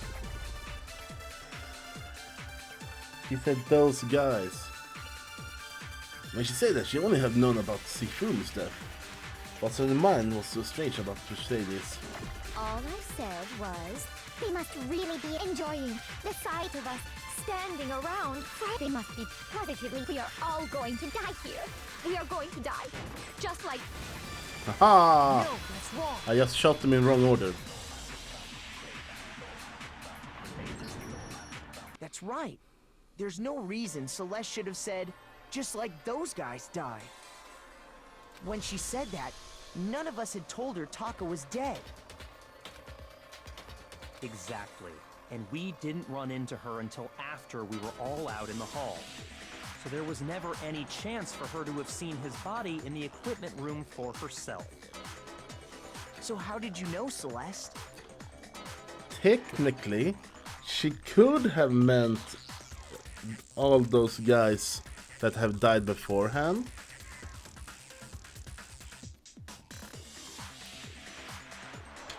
I mean, that makes sense for me. How did you know more than one person had been killed? And how did you know they were both guys? But you could say guys to everyone. Because Kyoko had also disappeared, right? So she could have been dead too.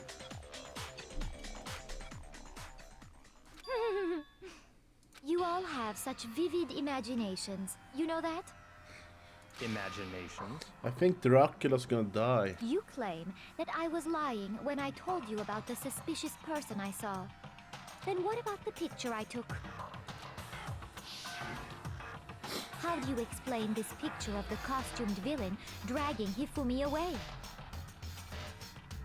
I believe they tricked him into it. But he should have said that. I don't know. The suit is empty.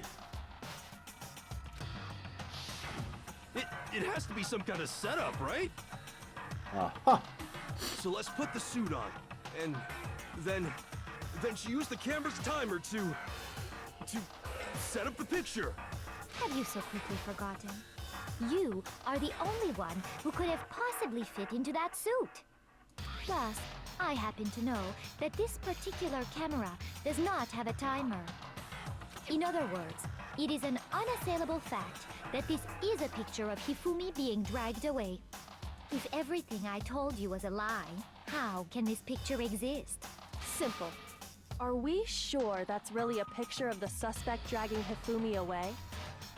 What could you possibly mean by that? Surely there are other explanations than the one you've offered up. No, there is no other explanation. No. This is truth. Fuck you. Other explanations. It wasn't a picture.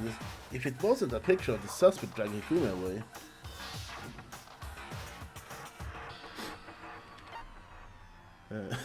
Hifumi and the suspect are dancing. Hifumi and the suspect had been drinking.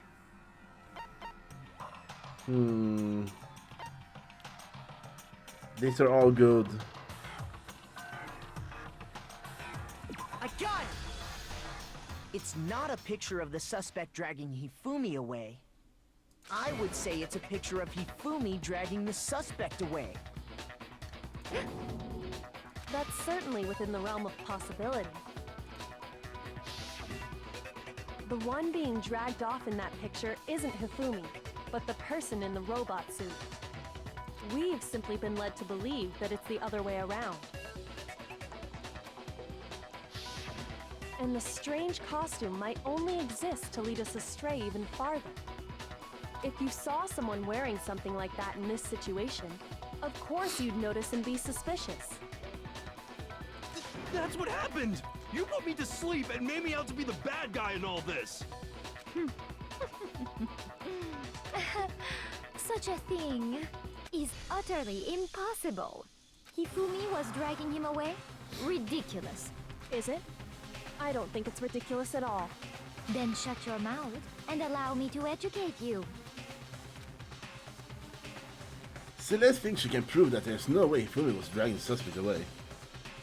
But is it really possible?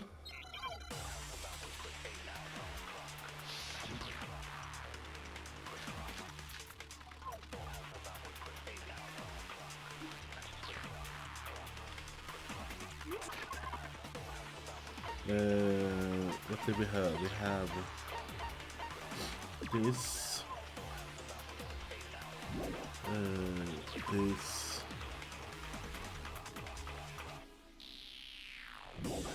and this. Apparently, yes, heroes. We see the mysterious look that they will. I found a hole. Maybe we can escape. Monokuma can't find out, so don't tell anyone. Let's meet in the rec room at 1 AM. Okay. Then you just draped me across Hifumi and had him carry my weight. You tried to make me look like the bad guy. Like I said, ridiculous. As you can see in the picture, the suspect is standing perfectly upright. If the person inside the suit was unconscious, there's no way they could stand up straight like that. But you can't bend with the suit. Aha! No. Even if the person inside the suit were unconscious, they could still stand up like that. Because that Robo-Justice suit had a certain characteristic.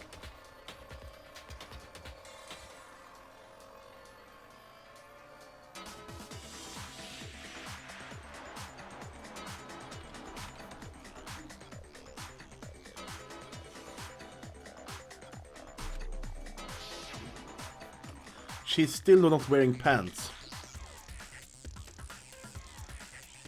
You totally can't bend it at the waist. Seems like a pretty big obvious oversight. That's right! They totally made a mistake when they made it, so it couldn't bend at the waist. I'm not so sure that was a mistake. I think the suit was designed from the beginning to be used the way it was. Celeste and Hifumi took the suit they'd specially designed and stuffed Hiro into it. That's how they were able to fake that whole thing.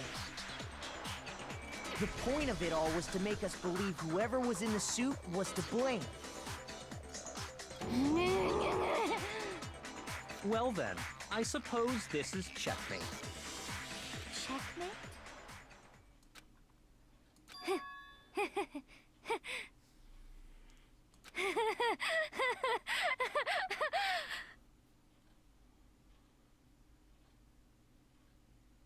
How much further will it spin?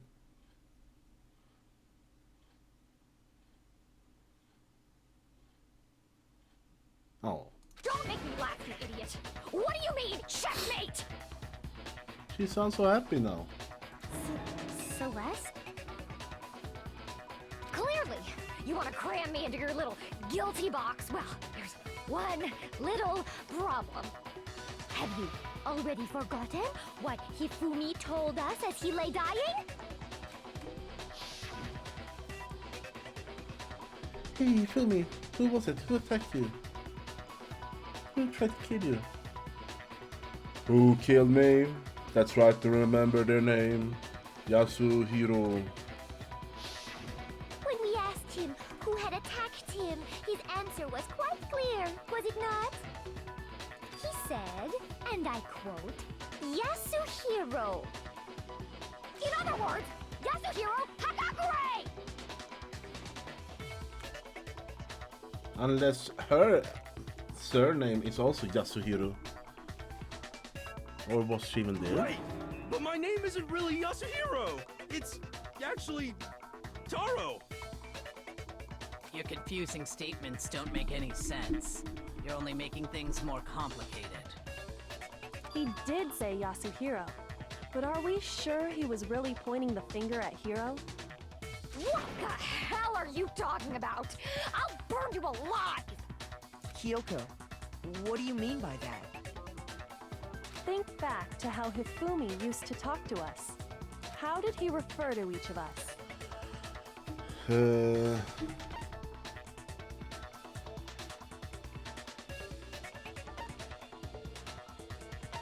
Last names? I got it! Yeah. That's right! Our last names! He called us all by our last names! Exactly. I know I heard him say Mr. Naegi more than once, for example. So if Hifumi did mean to say Hiro's name, he would have said his last name, Hagakure. I'm sure it was just incidental. By chance, his first name. Indecent? Don't talk. Random chance. Now isn't that a convenient explanation? No, there's no reason to think he would have said the name any different than normal. But he must have run out of energy before he could say any more. So Hifumi was trying to tell us the last name of whoever killed him? But the name he said doesn't apply to anyone here. Well, no. Hold on. There's one person it could apply to, Monokuma. and that's Celeste. She never actually told us what her real name is. What did you just say? To think you'd take your false accusation so far, I don't know whether to laugh or spit!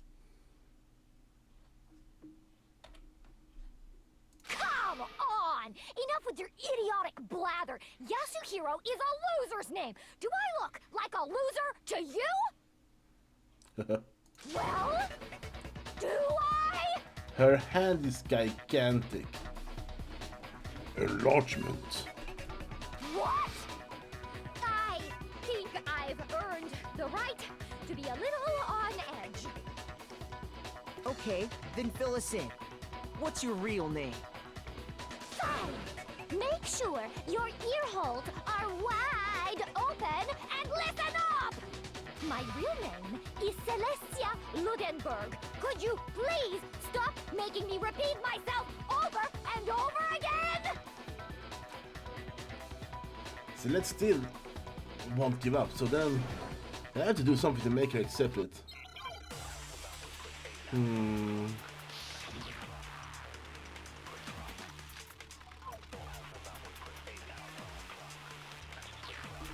Spotless hand, here's a message. The Fumi.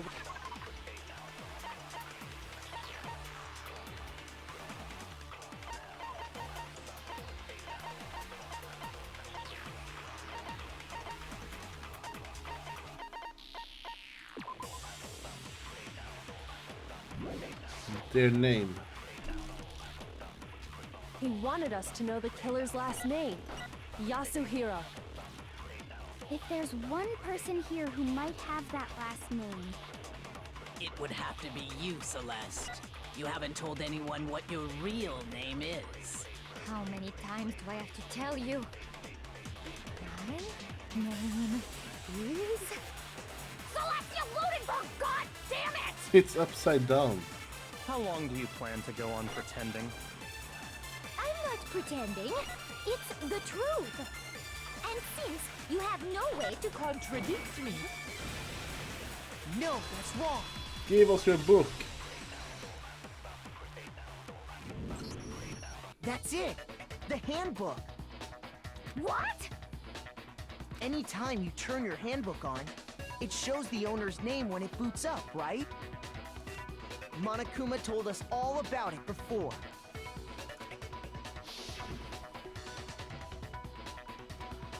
The handbook is absolutely vital for a healthy school life, so don't lose it.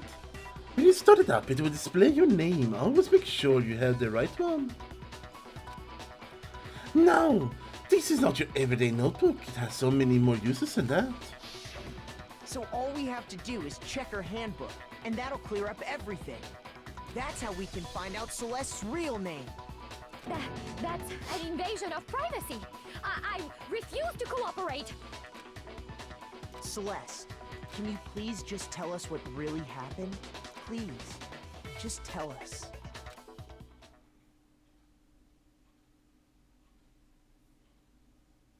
Even when I'm put in check, it's just my nature not to give up. Because...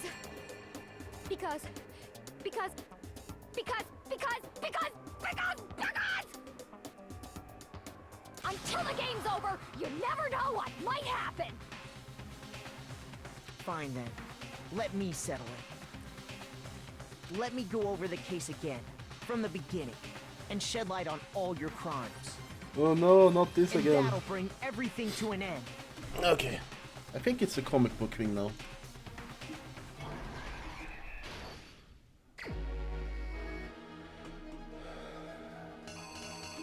What is that doing here?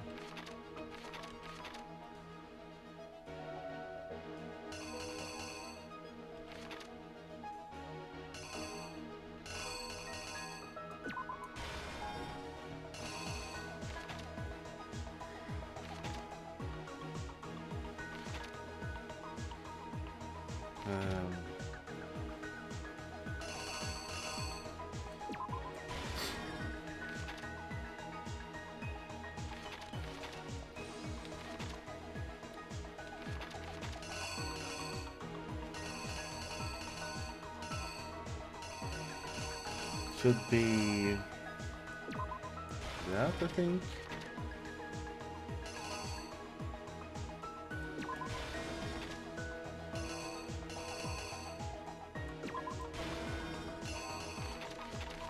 And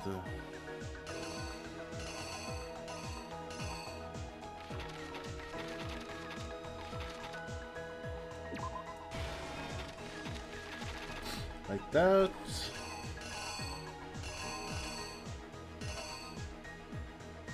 Wait, didn't I?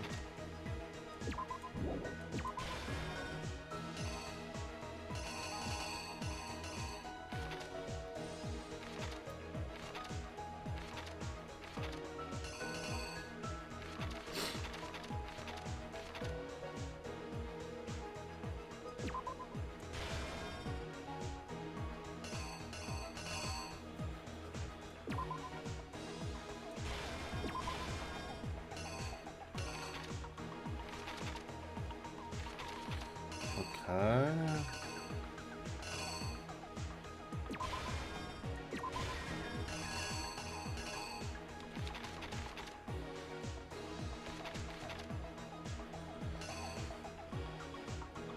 Backpack? No.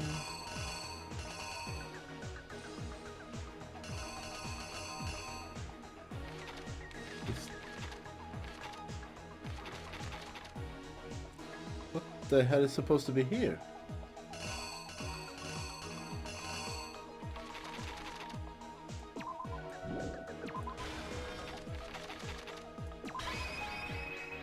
Maybe? The killer is you! Before anything, the killer persuaded someone to help carry out the murder. And that person was...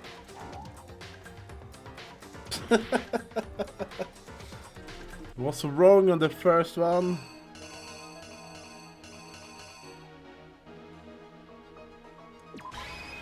The killer is you!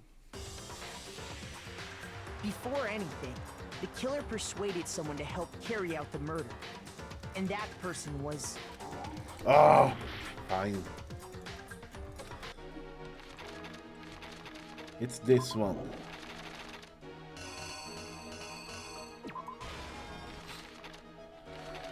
So I think that's correct. That's correct. Correct. Correct. I think that's correct.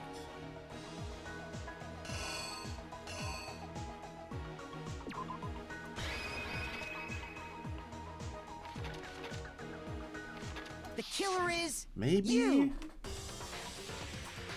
Before anything, the killer persuaded someone to help carry out the murder.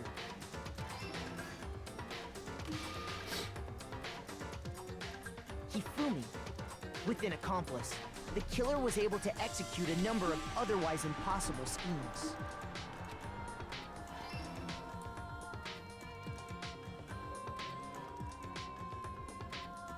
First, they convinced someone to meet them in the rec room last night at 1 in the morning.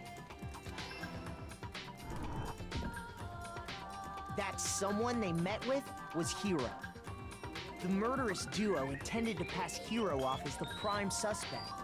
So when they met up with him,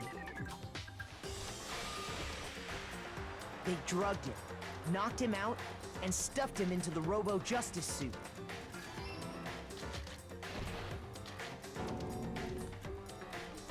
Next, Hifumi positioned himself to make it look like Robo-Justice was attacking him, while the killer used a digital camera to take pictures of the assault. They did all this just to create evidence that would put the suspicion on Hiro. When they were done with him, they shoved him, still unconscious, into the pool room locker.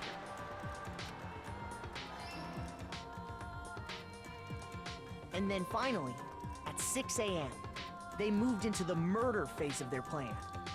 They called Taka to the equipment room.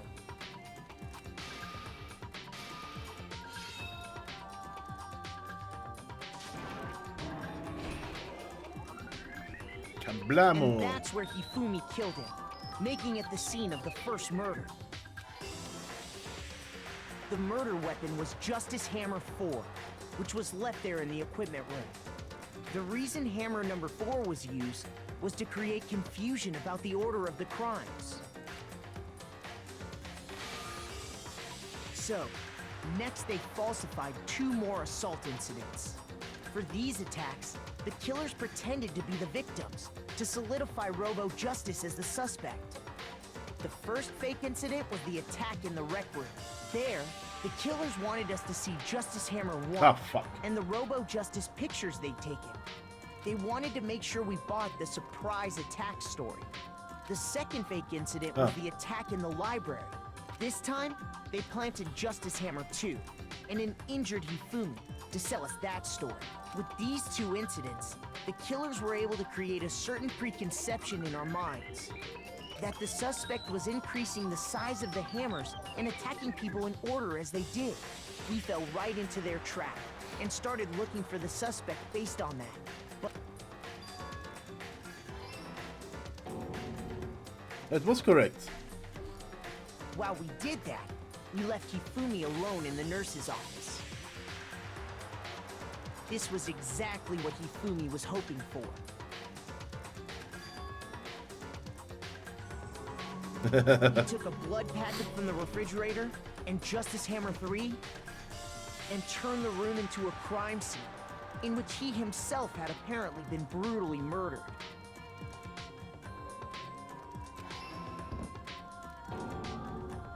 He let out a scream to draw us back, and when we returned, that's what we found. Meanwhile, the other group that had been out searching found Taka's body at the same time. I like that Sakura still looks like the manless one of all. So when we heard the body discovery announcement, we naturally assumed it was for Hifumi. We left the nurse's office, and Hifumi once again took advantage of the situation. He simply got up and made his escape. When we learned his body had disappeared, we all rushed back to the nurse's office. And once again, Hifumi had the chance he was waiting for. This time... Oh, damn it! I accidentally clicked. Oh no! He wrapped Taka's body in a tarp and used the dolly to move it all the way down to the repository. That explains how each of the bodies disappeared. But even Hifumi didn't know what the true killer had in mind for their final act.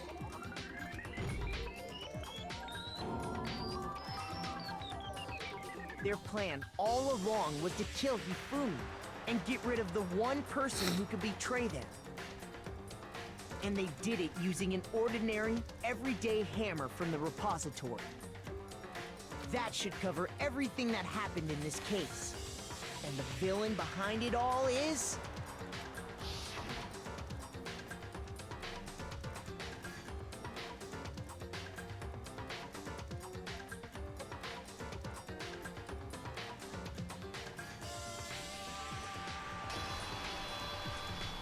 What's with the flowers? Celeste! Sorry, you lose.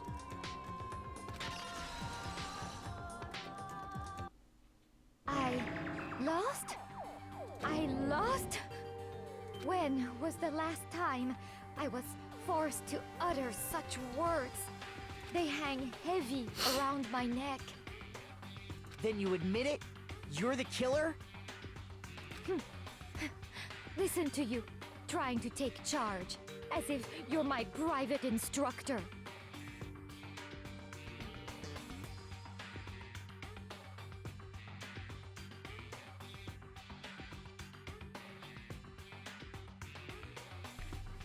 I, Celestia Ludenberg. Actually, no. Taiko Yasuhiro is fine. Taiko? So, you finally accepted it. I'm the kind of person, once I've lost, I don't like things to drag on. Interesting.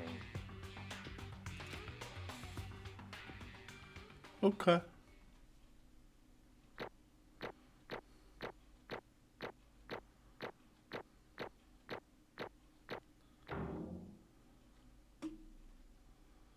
Hey.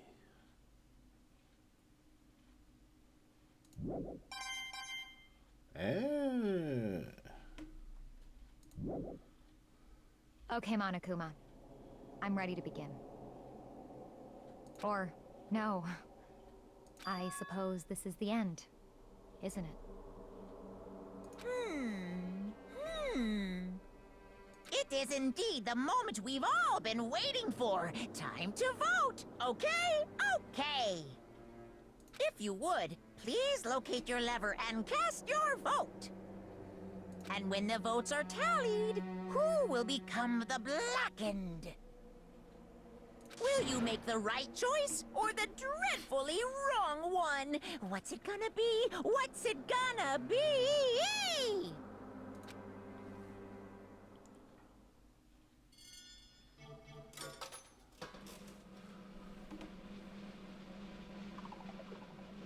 Yay!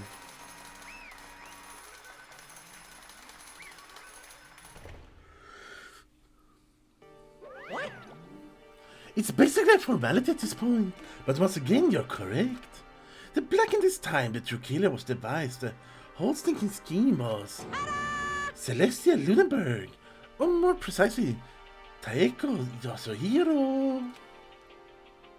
Honestly.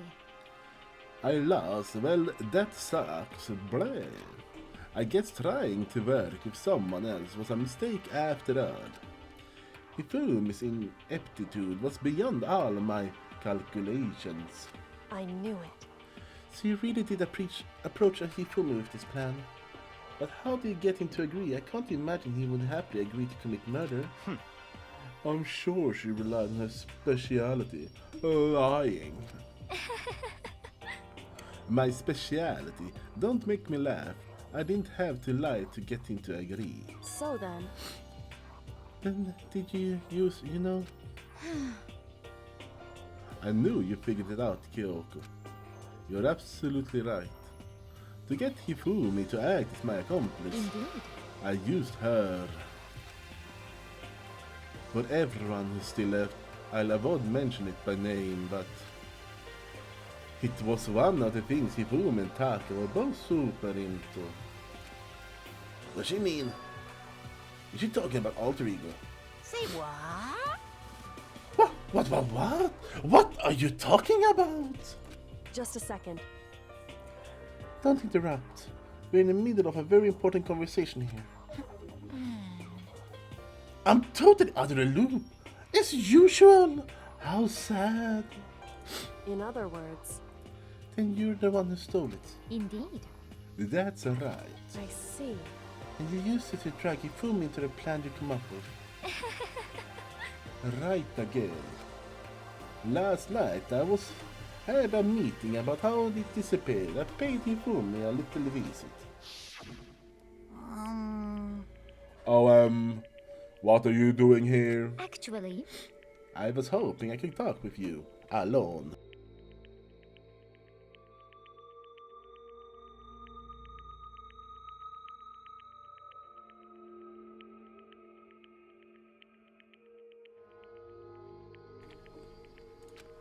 Is it about what was stolen? I know who did it. What? What? are you okay with this? It was Taka. He stole it. What? So then, And I have a proof. Would you like to see it?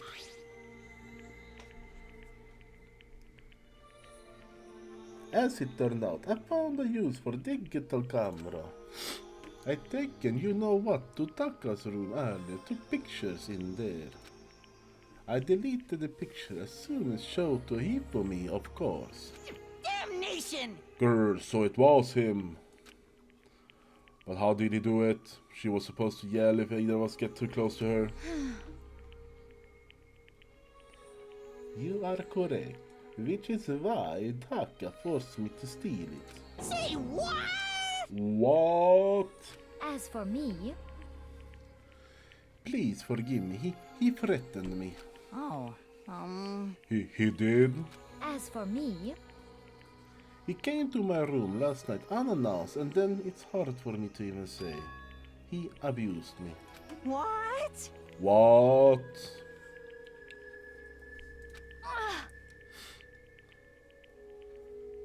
And he took pictures and said if I do not do as he asked, he would show them to everyone. So I had no choice. Damnation! That's a crime, an absolute crime. I knew he'd gone a little crazy about. Say what? I never imagined he would go that far. It was amazing how completely he bought it. Can't express how enjoyable that was. I'm about to say something I never said before in my life. Completely unforgivable! I'm going to kill him. I'm going to fucking kill him. most unfortunate. Wait, please. If you go now, he will be playing right into his hands. Actually, Taka is planning to use her to escape. And he made you his target. What? Escape, you don't mean? Taka is going to try to kill you.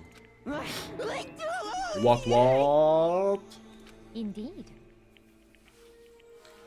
And also he can keep her to himself. That bastard. Completely Bastard. unforgivable. Honestly. Can we allow him continue with this barbaric act? Absolutely not. How could I?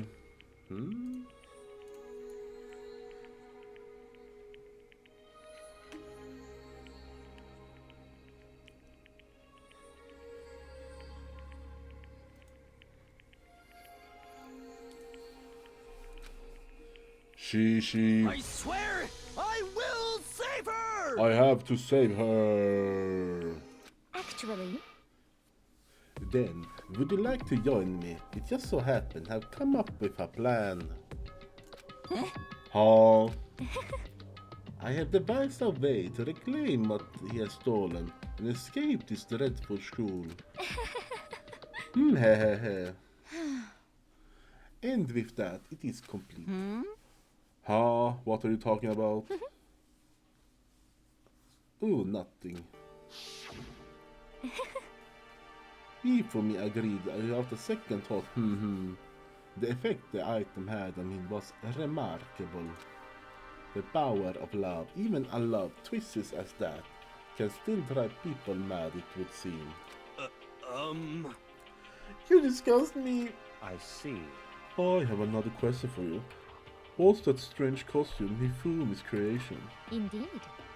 Yes, it was a real pain in the butt too.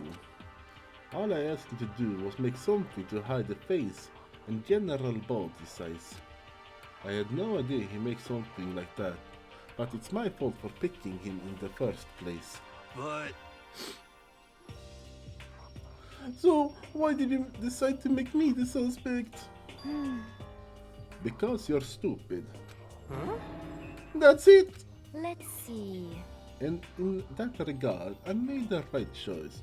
I'm so glad your stupidity surpassed my every expectation.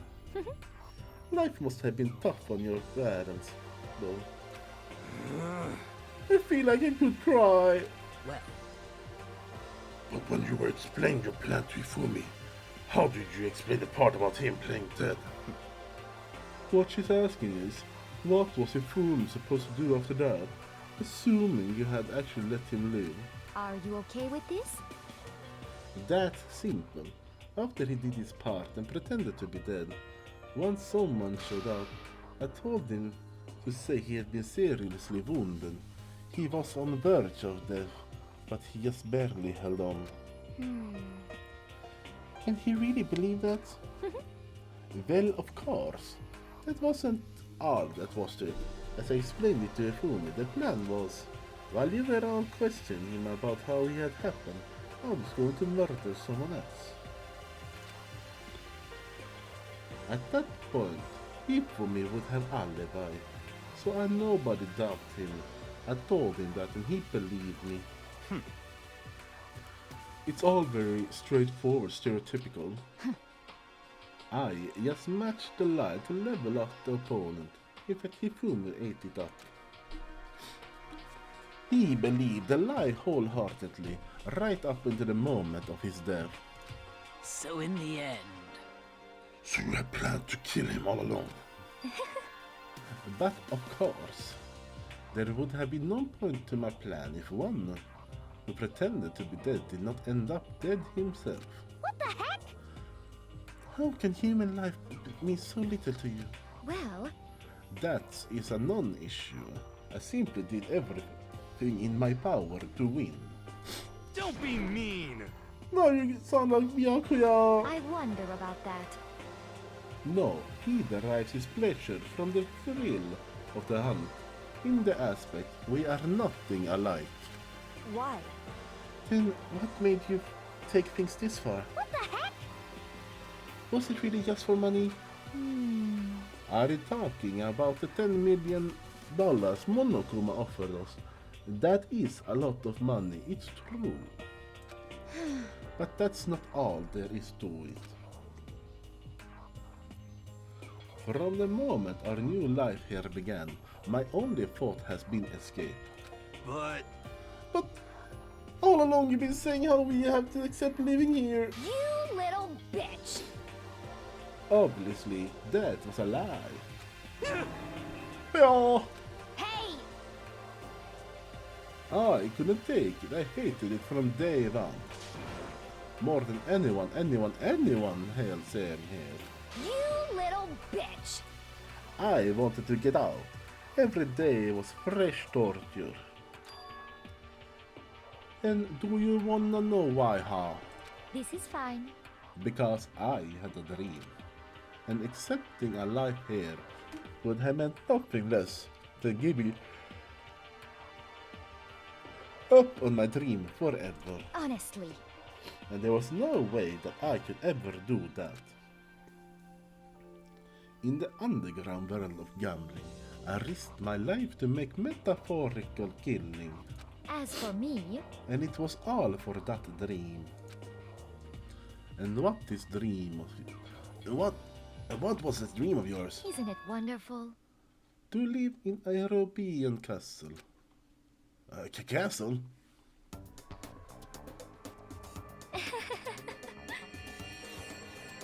And to gather handsome men from all over the world to serve as my butler/bodyguards.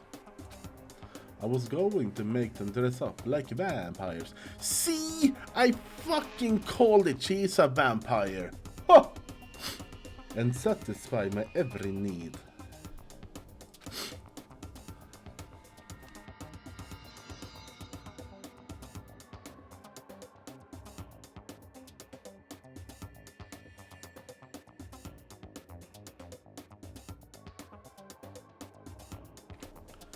Once I obtained that, I would have created perfect aesthetic world of decadence. This is fine.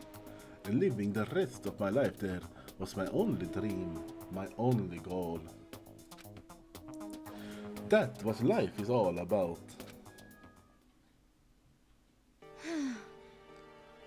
Combined with my own winnings, one of Kuma's $10 million would have made that dream a reality. I got right to the edging. There is nothing to be done. Unfortunately, my dream been scattered to the wind. Still, I don't have any regrets. I pursued my dream to the very end, so why would I? Just the worst. You sound so passionate, but you were really able to kill your own friends for it? Oh, Are you asking me to feel guilty? That's pointless endeavor. I think nothing of sacrificing others for my own ends. I feel nothing. do you understand? That's all there is to me. That's what makes sense. Makes me complete. Isn't it terrifying how different our values are? There's simply no room for misunderstanding. What is this? That's what we should be saying, and plus, how can you be so calm? Don't you realize you're about to die? Why aren't you scared? My ability to lie is unrivaled. I take pride in that. It's not just other people. I can even fool my own emotions. The consciousness deceives the unconscious. That's what you're not scared. Yes, indeed. That's right. I don't fear death. Kill me however you like. But you know, if I could be reincarnated, if I had chosen, Isn't it wonderful? I think I would like come back as Marie Antoinette. Hey, He just gets executed again.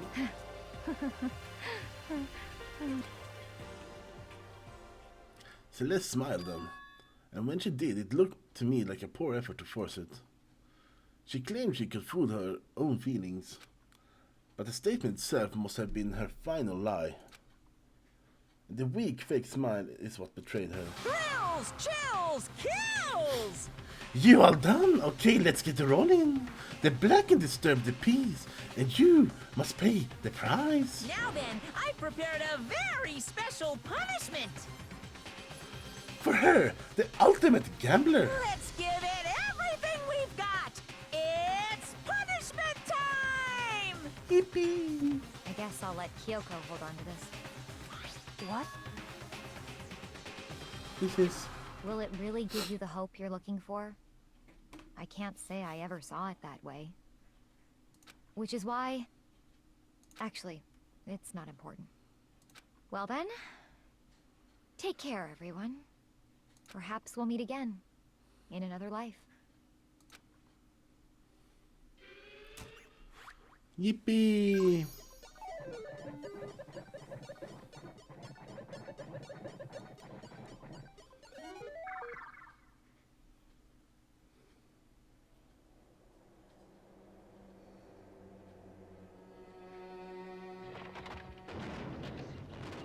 She got her little cousin.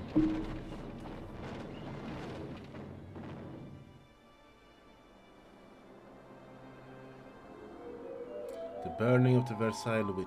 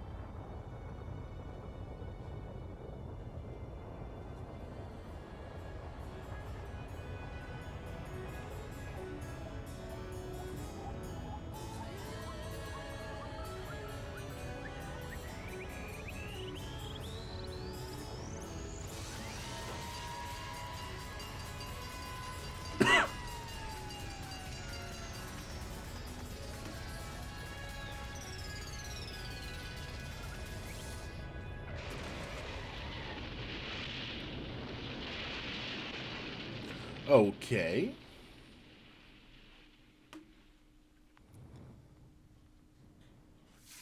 Yay! He saves the day again.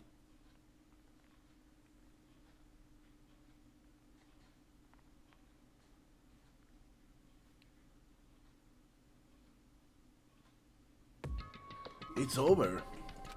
The third execution is over. Celeste's death is over. Celeste killed my friend, so I can't pity her, but I also got denied at one point. I considered her a friend too.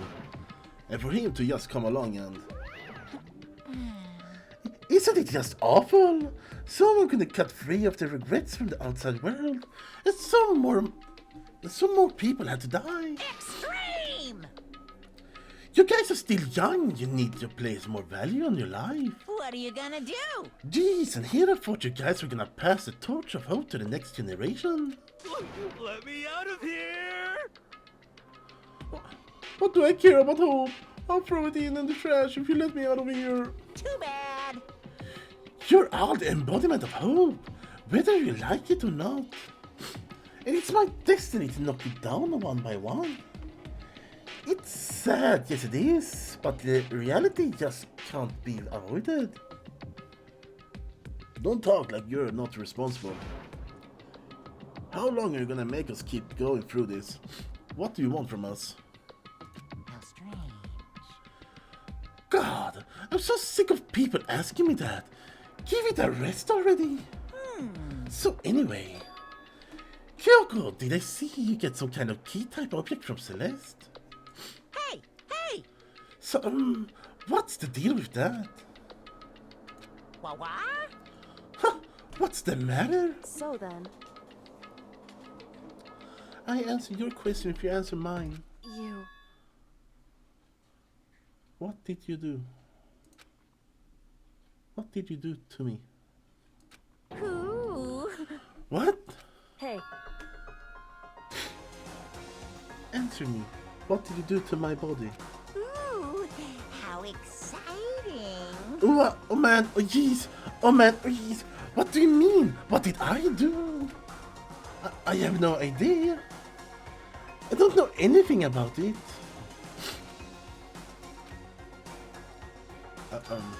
What was that just now?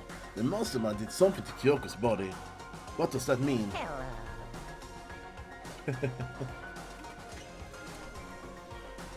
Okay, things are getting awkward.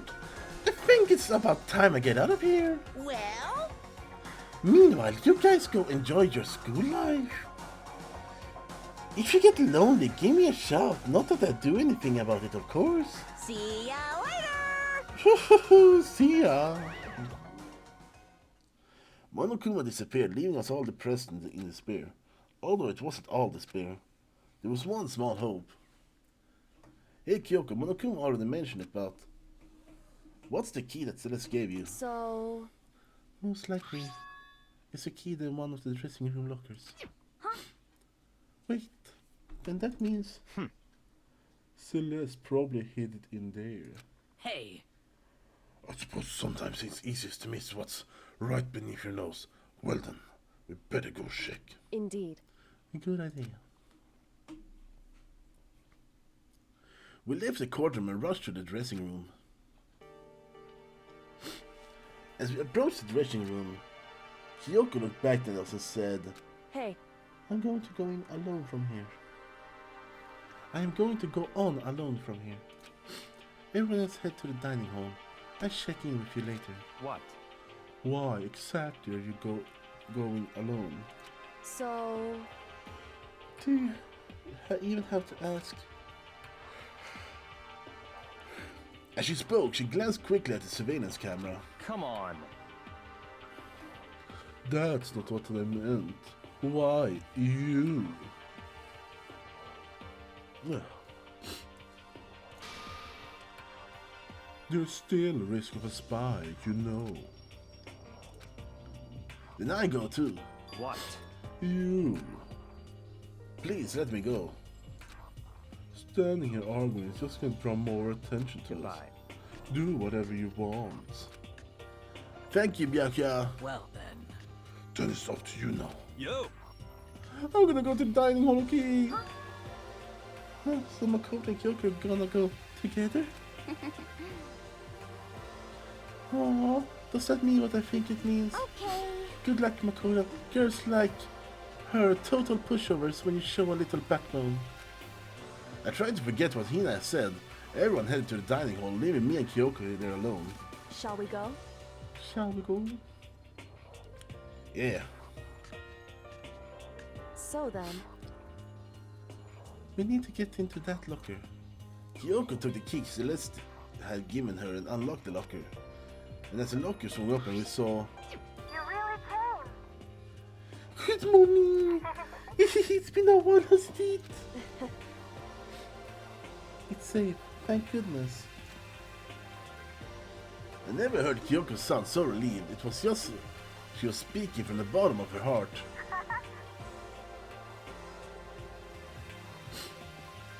I did just what Celeste says. I didn't say a word. I stayed quiet the entire time. So, And I think I might be able to open the last set of files soon. Maybe as early as tomorrow. I'm doing my best, so please just wait longer. So now we can officially say that case is closed. As far as this incident is concerned, sure, but can we take a second since we had the opportunity? I want you to be honest with me. Kyoko, please tell me, what are you trying to do on your own here at school? you... Is that why you wanted to come here with me? However, Regardless, that's nothing you need to know right now. I don't need to know. It just makes me even more worried. what? Worried?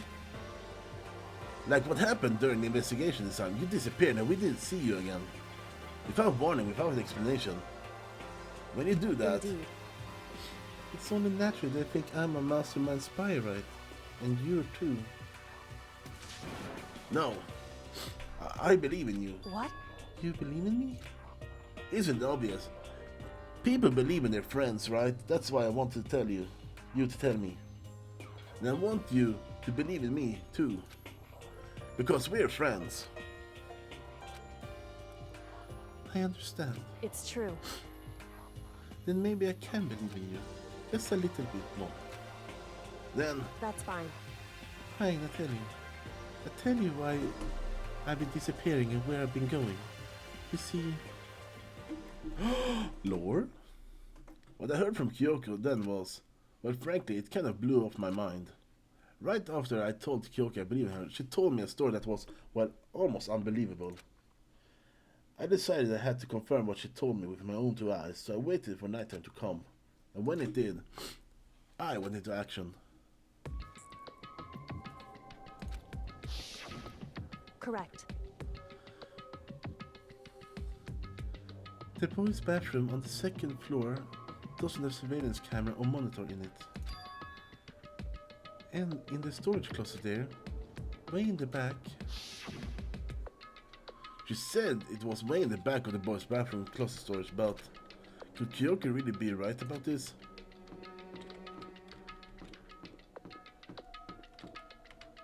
Oh, we are up. Oh, okay.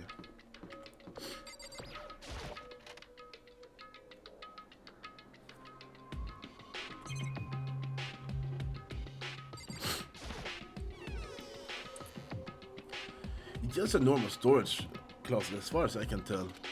The secret Kyoko told me about could really be hidden here. There's something. She said it was way back in the storage closet, but I mean seriously? Without thinking, I placed my hand on the back of the storage closet, and suddenly it was as I were being yanked in. Gachunk! At the same time I heard a sound, I fell through the wall. I had no idea what was going on. Ba-boom. I had fallen through the back of the storage closet. Huh? It turned out the back wall was like a revolving door and I had my way to the other side. Just like Kyoko had said.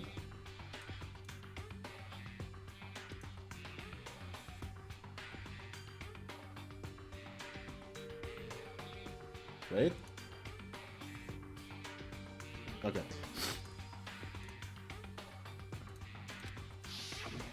Correct. In the boys' room, there's a storage closet. Blah blah blah, blah blah. So this is the secret room. But what's in here? Some wanking tissues.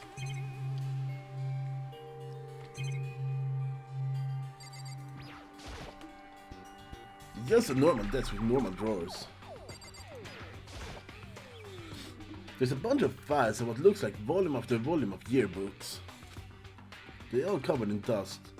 Looking at everything, and one file of the edge of the bookshelf caught my eye. Who picks Academy Student Registry? This is the only thing in here not covered in dust. Has someone been looking at it recently? I slipped the file into my hand, but before I had a chance to take a look at it, a slip of paper fell out of the file and I turned my attention to it. What's this? You must not leave. That's kind of weird. I could understand if it said like, I can't leave, but you must not leave. What is this? My heads feel funny. This strange sensation, it's like déjà vu? Those words, you must not leave. I've seen them somewhere before, but I can't quite remember. What do I know? What don't I know? A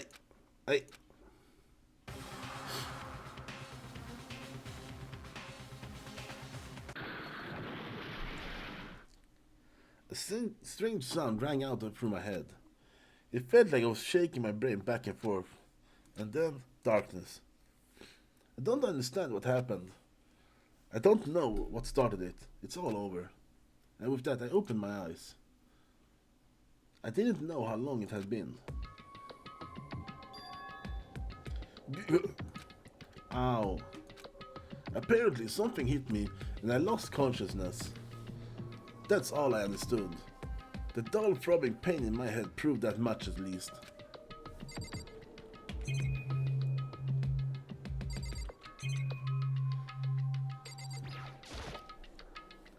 An empty bookshelf. Huh, empty? Gone. It's all gone. The yearbooks, the student jersey, and even the note that had fallen out of the floor. It's all gone. What does this mean?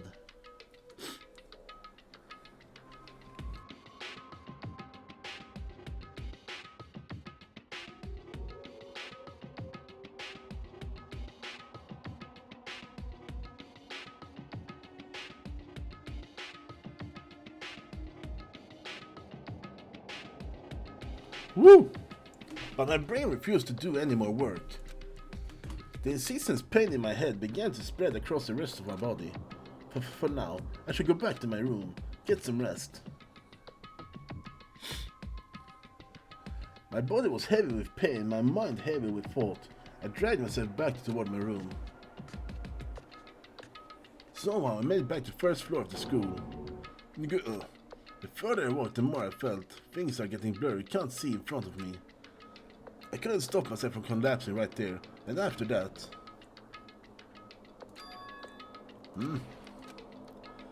As if from a vast distance I hear a sound. It was faint but undeniable. That sound is coming from the gym. As I desperately hauled my shaky frame toward the gym, the sound got stronger and stronger. Cracked. Gagunkebaya. What's going on? It can't be nothing. Here in the gym.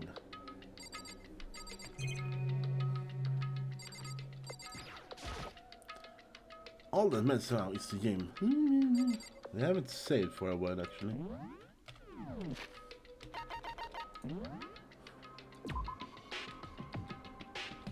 There's 30 slots. We have 90 mono coins. Ah, my nose.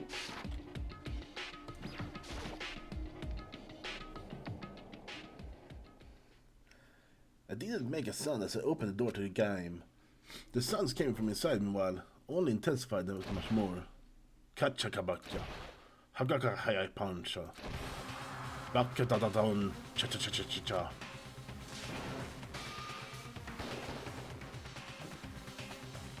Oh my.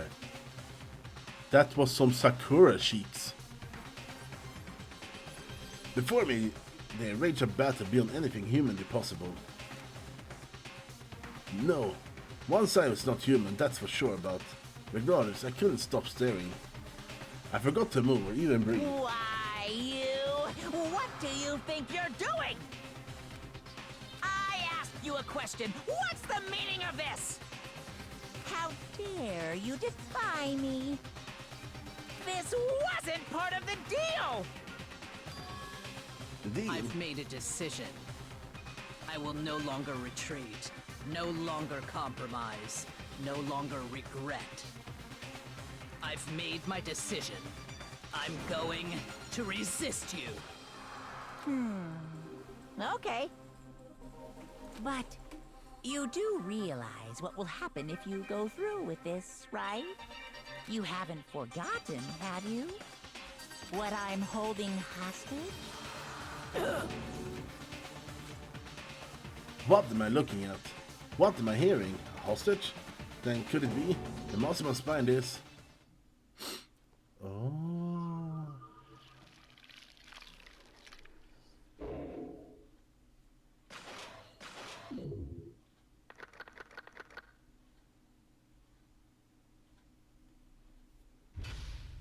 To be contended. Oh! You received a superior Obayasu present. We should give it to Yasuhiro.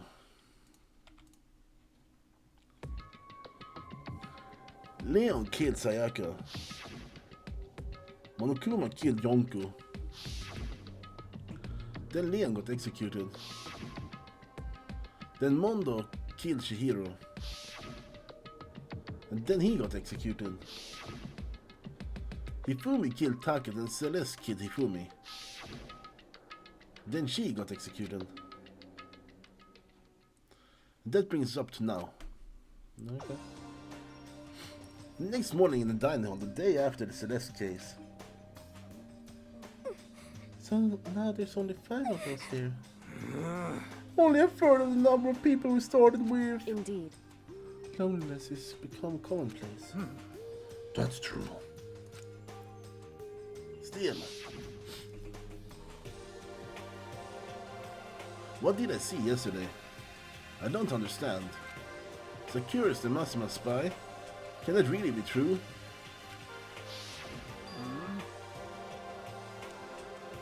Makoto, are you okay?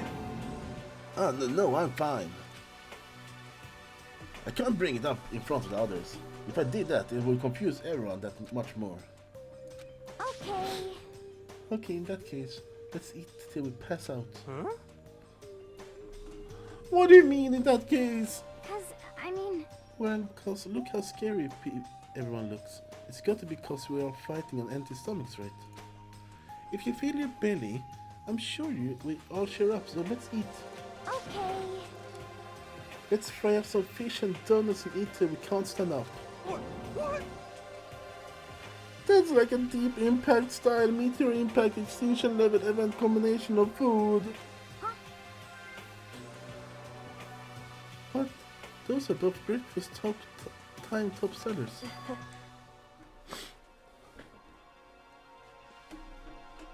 Still, the till we can't stand up part is a problem. After we're done, we need to go explore. I see. That's right, since the class trail is over, new areas should have opened up. It's true. Plus, we still have alter ego. We don't have to give us into despair just yet.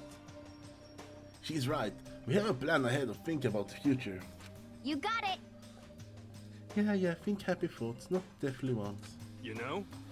Like we were gonna get out of here, right? You're serious. When it's all over, I think I'm gonna go on seriously, I mean, reborn ass. Well... Hey, are you okay? You sound like someone who's about to die would say. I'm totally fine, I'm not gonna die. Why? Cause there aren't gonna be any more murders.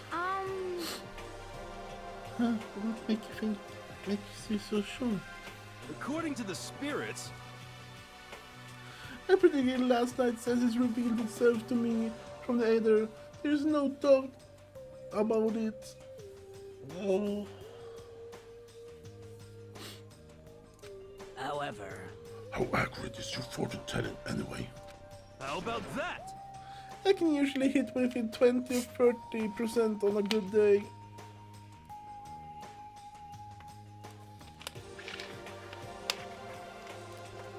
Yum, yum, yum, yum. That seems really low. It's not like some occult mystery. Well, yeah, it's not like it's ESP or whatever. Of course I'm only gonna get it right sometimes. The occult is bullcrap. I told you, my fortune telling isn't some occult thing. So, Fortune telling isn't a cult? You got it all wrong. Of course not. Clairvoyance is clairvoyance. Don't put it in the same category as cattle mutilation. Huh? Cattle what? So... He's referring to the urban legend when aliens abduct cows and dissect them as part of their research. Actually, No, you're calling it an urban legend. As a matter of fact, it's true. As a matter of fact, it's happened to me. It all happened one day when I went to get the hamburger. It was at a place I'd never been before. They claimed their patties were 100% all beef. And they said Wendy's on the side. So I got a burger to go and headed home. but And before long, the end is nigh. the sky was filled with mysterious blinding light. Some crazy being came out of nowhere and locked onto my hamburger.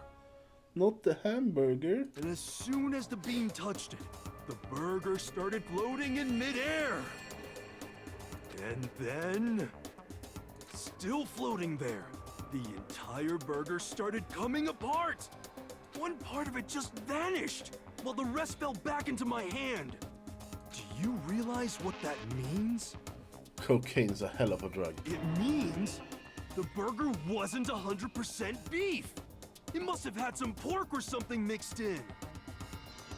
Something like 70% pork and 30% beef would be my guess. You can't trick me.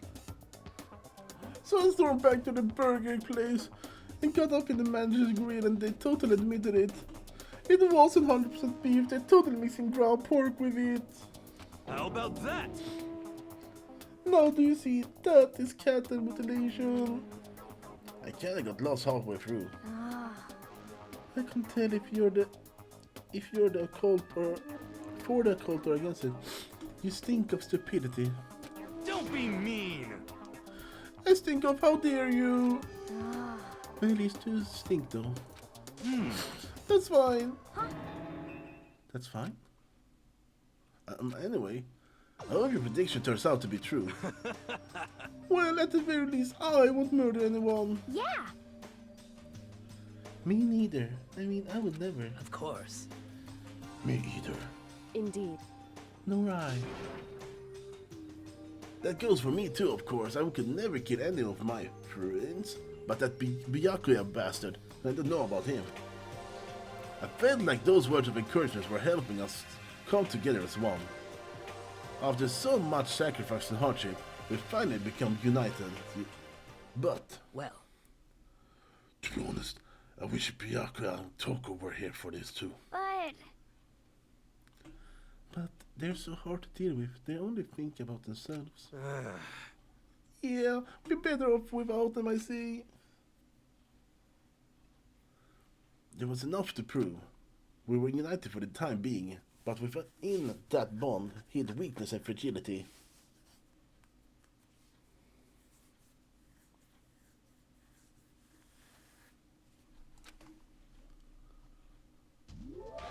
Chapter 4.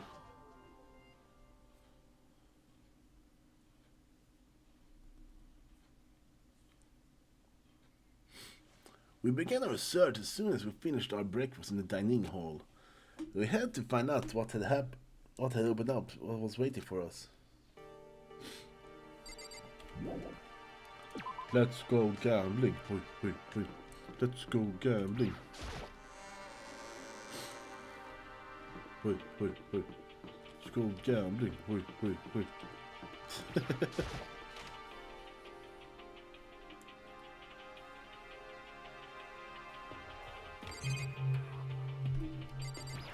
Any coins here while... Nice. Okay.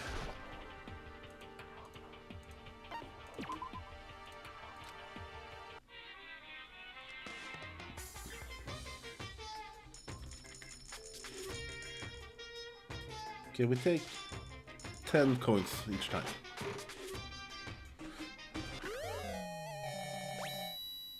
What the hell was that?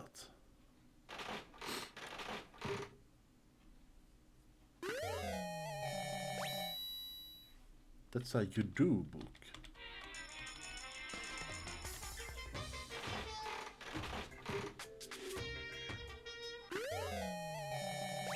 Oh, there's a cat there.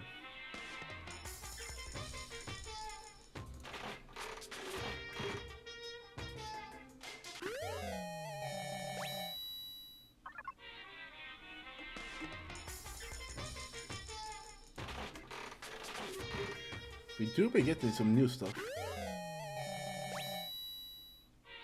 Was that a whip?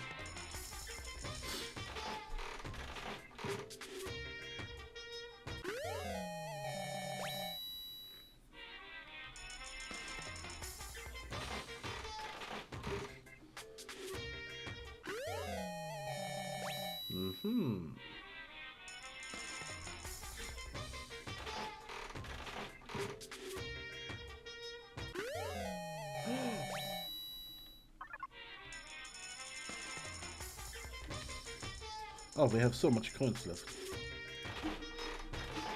See, I'll watch. I bet Taka would like that. Oh.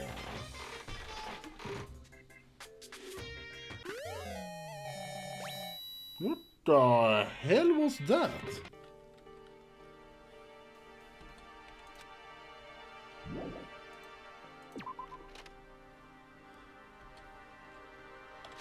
did we get?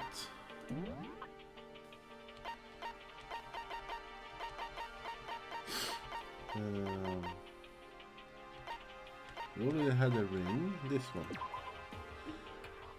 The sky was considered to be sacred by many ancient societies. It's better known today as the dung beetle. Huh.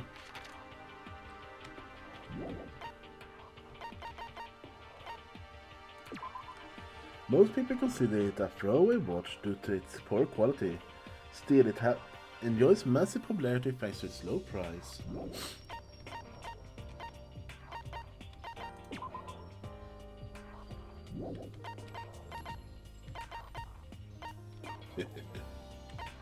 What does it say? A brow designed to slip over your hands. Its slogan, raise your hands, raise your spirits. A DVD that contains footage of people reacting to various pieces of art. Yay! It was a whip. A whip made from real roses. Even the most beautiful rose has its thorns. Reagan Sarurian. Created with high-tech future technology, a single shot can melt every molecule in a fully grown man. There aren't any batteries though, so you can't fire it. Aww. Did we get anything more from them? The secrets of Omoplata. A little known book about Brazilian jiu-jitsu that teaches high-level shoulder lock techniques. Omoplata is another word for scapula or shoulder blade.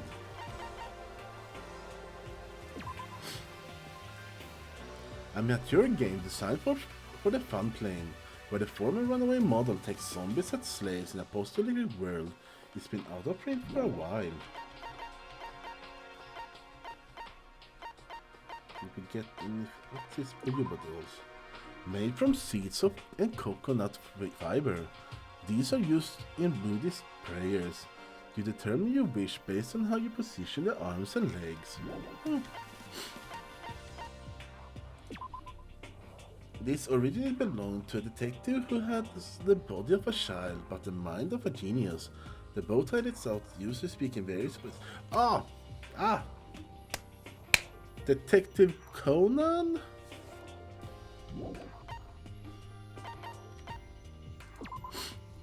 Cat Dog Magazine. You might think it has to do with pets, but it's more related to beds. It's a guide for junior high and high school students to help with their physical health. It's about 6. I love that show. Conan.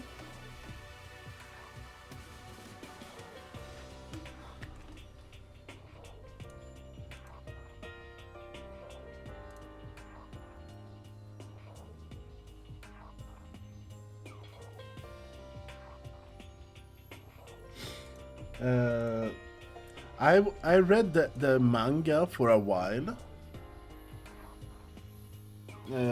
up until somewhere around when they said, "Oh, you can now turn back into a regular size," and for some reason he didn't, and that was around chapter like 200 or something. And if you look at it now, there's like chapter 1300. Wasn't it called Case Closed? Yeah. In Sweden, the name would translate to Detective Conan. Kinda. So around 200 or 300, he has the ability, I think, to go back to normal size. And they made another 1,000 chapters after that? What the fuck? Oh, I have been wanting to read it, but holy hell. Proof that you cleared chapter 3. Hifumi created his costume at the school, but the quality is so high it's hard to imagine it made solely from the materials in the school.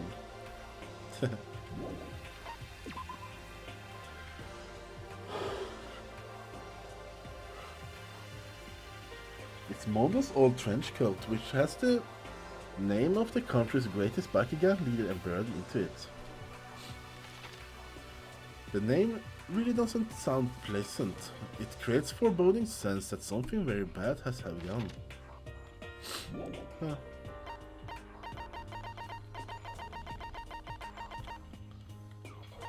Okay, what do they say about mineral water? Drawn from the ocean's depths and rigorously purified, ideal for a modern on-the-go public unsatisfied with tap water.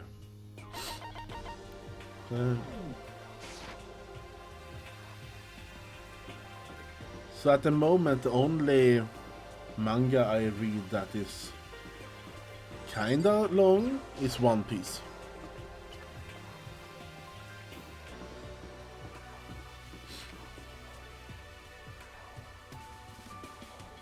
And I do enjoy it a bit.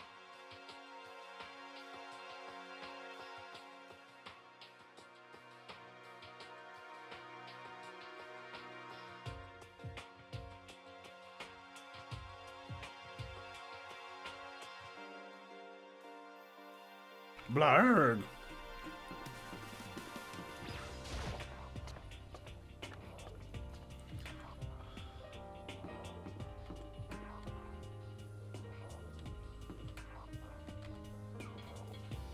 Huh.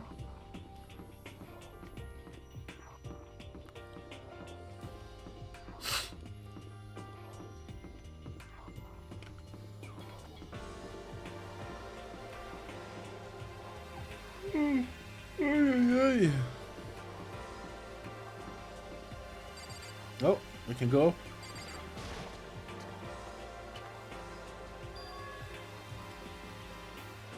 So now you have access to the 4th floor of the Hope Pix Academy. Maybe this time we find some kind of clue. No, this time I have to find it. Holy shit, there's a lot of shit here. Shit. Let me go into the bathroom.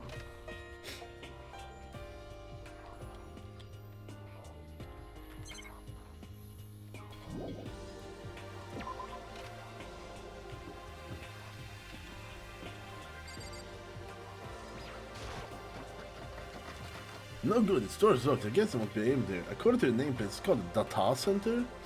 But what's behind the door is total mystery. They also have a Monokuma there, so I wonder.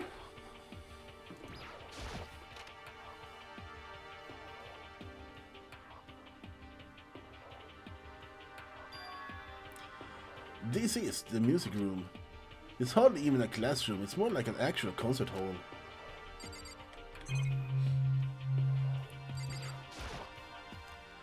Is this a grand piano? It seems really old, I bet it's worth a lot of money. Of course, without someone around who can play it, it's totally useless. Nice. Hello! Hey, You know, you haven't told me what you think yet. What I think? so How about the secret room in the boys' bathroom? Why is it... Ah. As soon as I started looking around, I was attacked. what? Attacked by who? Well, they came from behind and I didn't have any time to react, so I didn't see who it was. But when I came to it, the mountains of files and documents were all gone. I'm sorry, I know how important those were. That's fine. It's okay, I already saw what I needed in there. The house suspected the Mossman might come after you. What? Because When I discovered the room, the Mossman must have seen me in the surveillance camera in the hallway. They must have seen me go into the boys' bathroom and not come out again. Still, I wanted you to go to see. I wanted to see how the Mossman would react. Essentially, I wanted to find out if the Mossman actually knew about the room. it would seem... But to attack you and steal everything in the room, that must mean there was some unknown clue in there that could reveal the Mossman's identity. Then you know I was going to get the character. That doesn't matter. You can handle that kind of thing, right? After all, you're a boy. What does she think a boy is? Fine, I understand. Then let me ask you something else. Do you know about the note that was left in there? The note that said, you must not leave. Just a second. We shouldn't talk about that, not here. Kyoko stole a quick glance at the surveillance camera. So... I'm looking into it. If I find out anything, I'll let you know. listen to me. Is that okay? She made it sound like she was asking, but it was clear I wouldn't have any say in the matter. So then...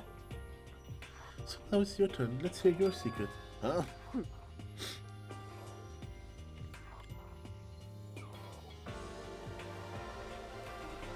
Did you think I wouldn't notice? You're hiding something. Am I wrong? That's... Oh yeah, we are hiding something. We saw Sakura's cheeks. What? What's the matter? Are you worried about the camera? Why not just write it down? Man. Hey, We're friends, so you should be able to trust me. Isn't that what you said before? You're right, there shouldn't be any secrets between friends, but there's something worse than expressing doubt about your friends, but you don't have the evidence for it. Oh, we should tell. I haven't found conclusive evidence yet, but if I talked about it, it could make things that much worse. Friends shouldn't keep secret, but there's nothing worse than expressing doubt. Fine! We fucking don't tell her! Should we tell her? Yes. Are you sure? So sorry, I can't tell you, not yet. correct. So that's your answer. However, But do you think that's fair? You were happy to hear what I had to say, but now you're unwilling to share? I mean, I'm sorry. that's fine. Goodbye. Damn it!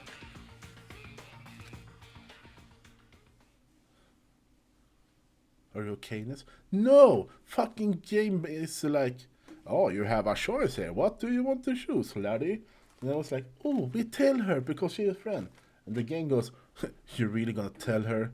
Are you sure? Are you stupid or something? Okay, we don't tell her. And then the game gets upset at me. Oh, you didn't want to tell me your secret. Oh, I thought we were friends. Oh.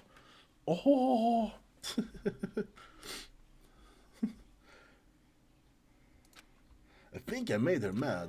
Yeah, you made me mad too, you little piece of shit. Okay, let's get out of here.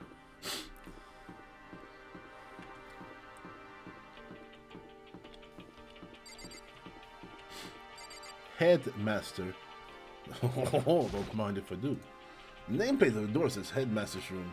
The Headmaster's room, there must be something worth in there. Oh, the doors are locked. Damn it.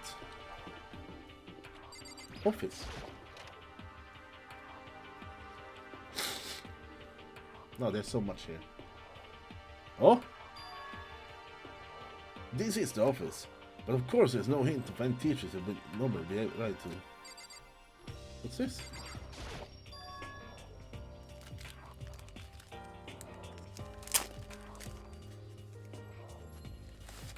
There's a picture on the floor.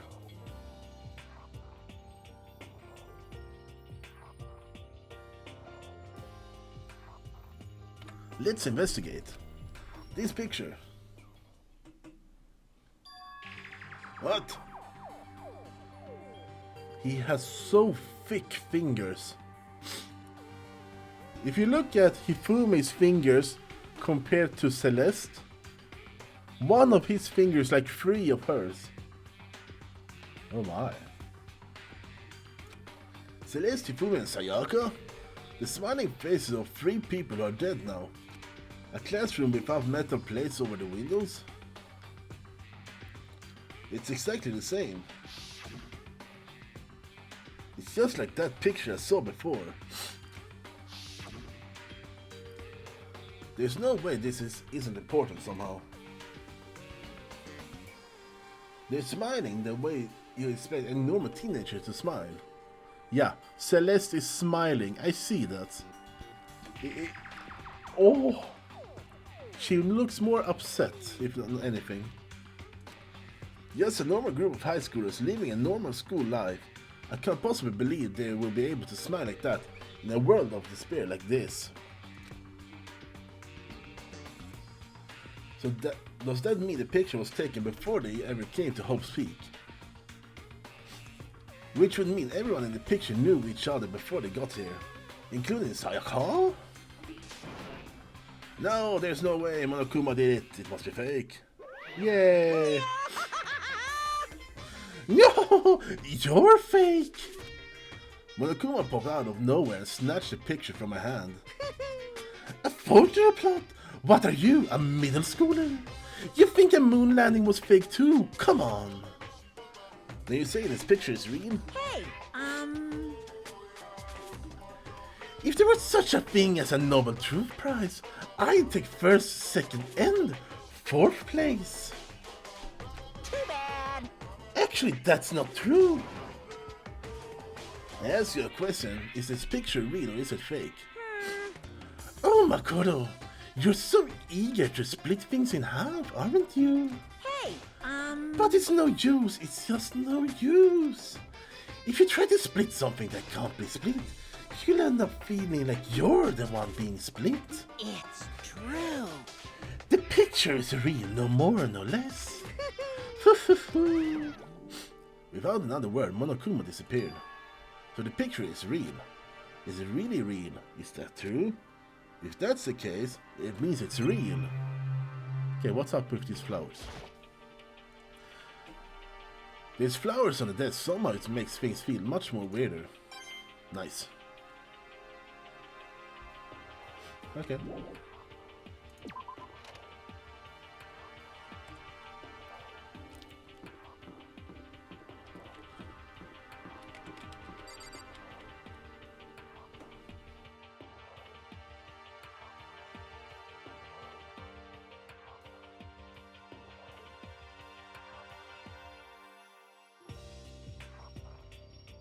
Sham.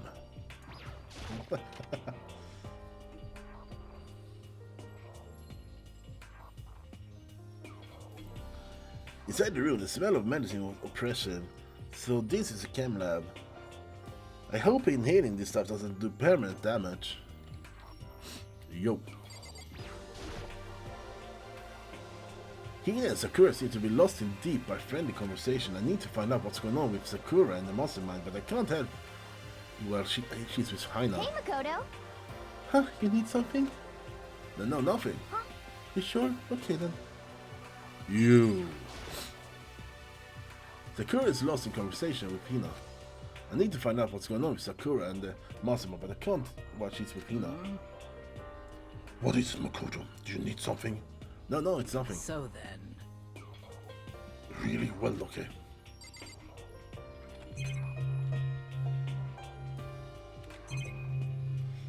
We can take a look-see here. It's a remarkably big shelf and stocked with all kinds of medicine. That's right. Oh, listen, Makoto, listen. Just take a deep breath and calm down and listen to me. Okay, Ina, just chill out. Damn. Here's all kind of stuff we didn't have before. Vitamins, minerals, ammonia acids, creatine. Okay. And what? They even have Protensim X. What's that? Hey, It's a high-quality protein drink. It's nothing like the cheap swill at the warehouse. It's connoisseur level. Oh yeah? This is amazing. It's a gold mine. Oh, my prayers has finally been answered. Time to load up some prayers then. A gold mine, huh? I've already taken a good look at things around here. There's a lot to think about, but for now we should head back to the dining hall to talk to the others.